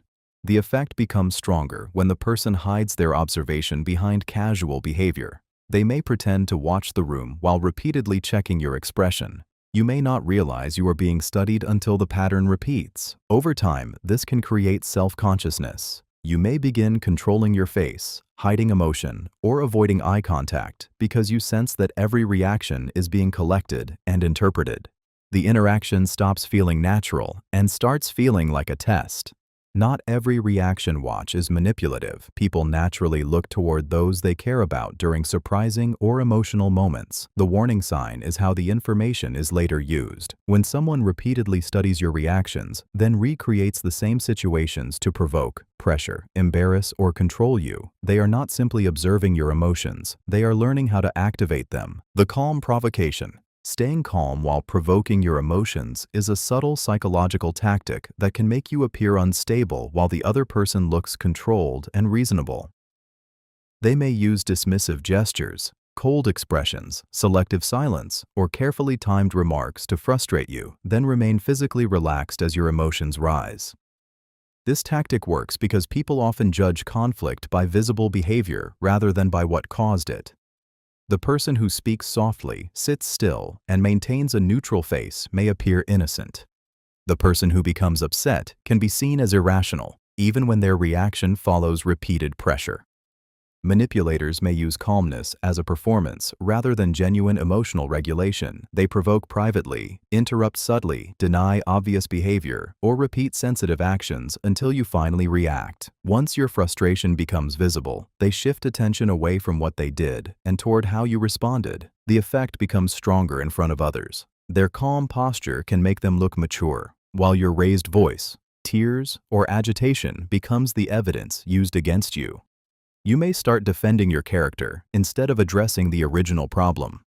Over time, this pattern can make you distrust your own emotions. You may wonder whether your anger is proof that you are the problem. You may suppress valid feelings, speak too carefully, or tolerate repeated disrespect because you fear giving them another reaction to display. Not every calm response is manipulative. Some people regulate conflict well and remain composed under stress.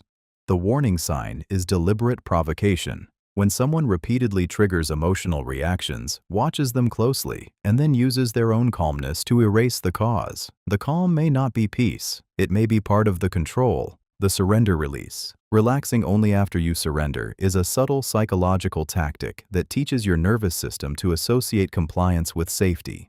The person may remain tense, silent, rigid, or visibly displeased while you resist them. The moment you agree, apologize, withdraw your boundary, or give them what they want, their body suddenly softens.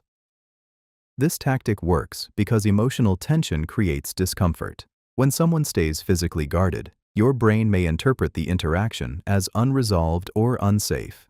You can become increasingly eager to restore calm. Once their posture relaxes after your surrender, the relief feels powerful enough to reward your compliance. Manipulators may use this pattern to control behavior without making direct threats. Their clenched jaw, folded arms, fixed stare, or stiff posture becomes a silent warning. You may learn that peace returns only when you stop resisting. Over time, the body begins surrendering before the mind has fully decided. The effect becomes stronger when warmth follows immediately. They may smile, speak gently, sit back, or become affectionate once you give in. This contrast can make submission feel like reconciliation, even though the original issue was never resolved fairly. Repeated exposure can train you to monitor their tension constantly. You may apologize too quickly, abandon reasonable needs, or agree simply to see their body relax again. Their comfort becomes the condition for your own. Not every visible release is manipulative. People naturally relax when conflict ends or uncertainty is resolved. The warning sign is what produces the change. When someone remains tense during every boundary or disagreement but softens only after you surrender, their relaxation may be functioning as a reward designed to teach you that peace is available only when they win. The self-doubt. Silence. Using silence to make you question yourself is a subtle psychological tactic that turns the absence of words into emotional pressure. The person may stop responding, hold a blank expression, avoid eye contact, or remain completely still after you speak. Nothing is openly challenged, yet the silence can make your certainty begin to collapse. This tactic works because the human mind dislikes uncertainty. When someone gives no response, the brain starts searching for an explanation. You may wonder whether you said something foolish, misunderstood the situation, crossed a line, or exposed too much. The longer the silence continues, the more your own thoughts begin speaking against you. Manipulators may use this behavior when direct disagreement would require explanation. Instead of defending their position, they let your discomfort do the work. You may repeat yourself, weaken your point, apologize, or offer new details just to receive a reaction. The effect becomes stronger when the silence follows a boundary, accusation, achievement, or emotional disclosure. A blank stare or turned face can make something reasonable feel inappropriate. Because nothing clear was said, you cannot easily challenge the response. The person may later claim they were only thinking, leaving you unsure whether the pressure was intentional. Repeated silence can train you to distrust your first judgment. You may begin checking every word, seeking reassurance, or abandoning valid concerns before anyone answers. Your inner voice becomes harsher because you have learned to fill their silence with self-criticism. Not every silence is manipulative. People may need time to think, process emotions, or avoid saying something harmful. The warning sign is repetition and outcome. When silence consistently leaves you apologizing, over-explaining, or surrendering your position, it may be functioning as control rather than reflection.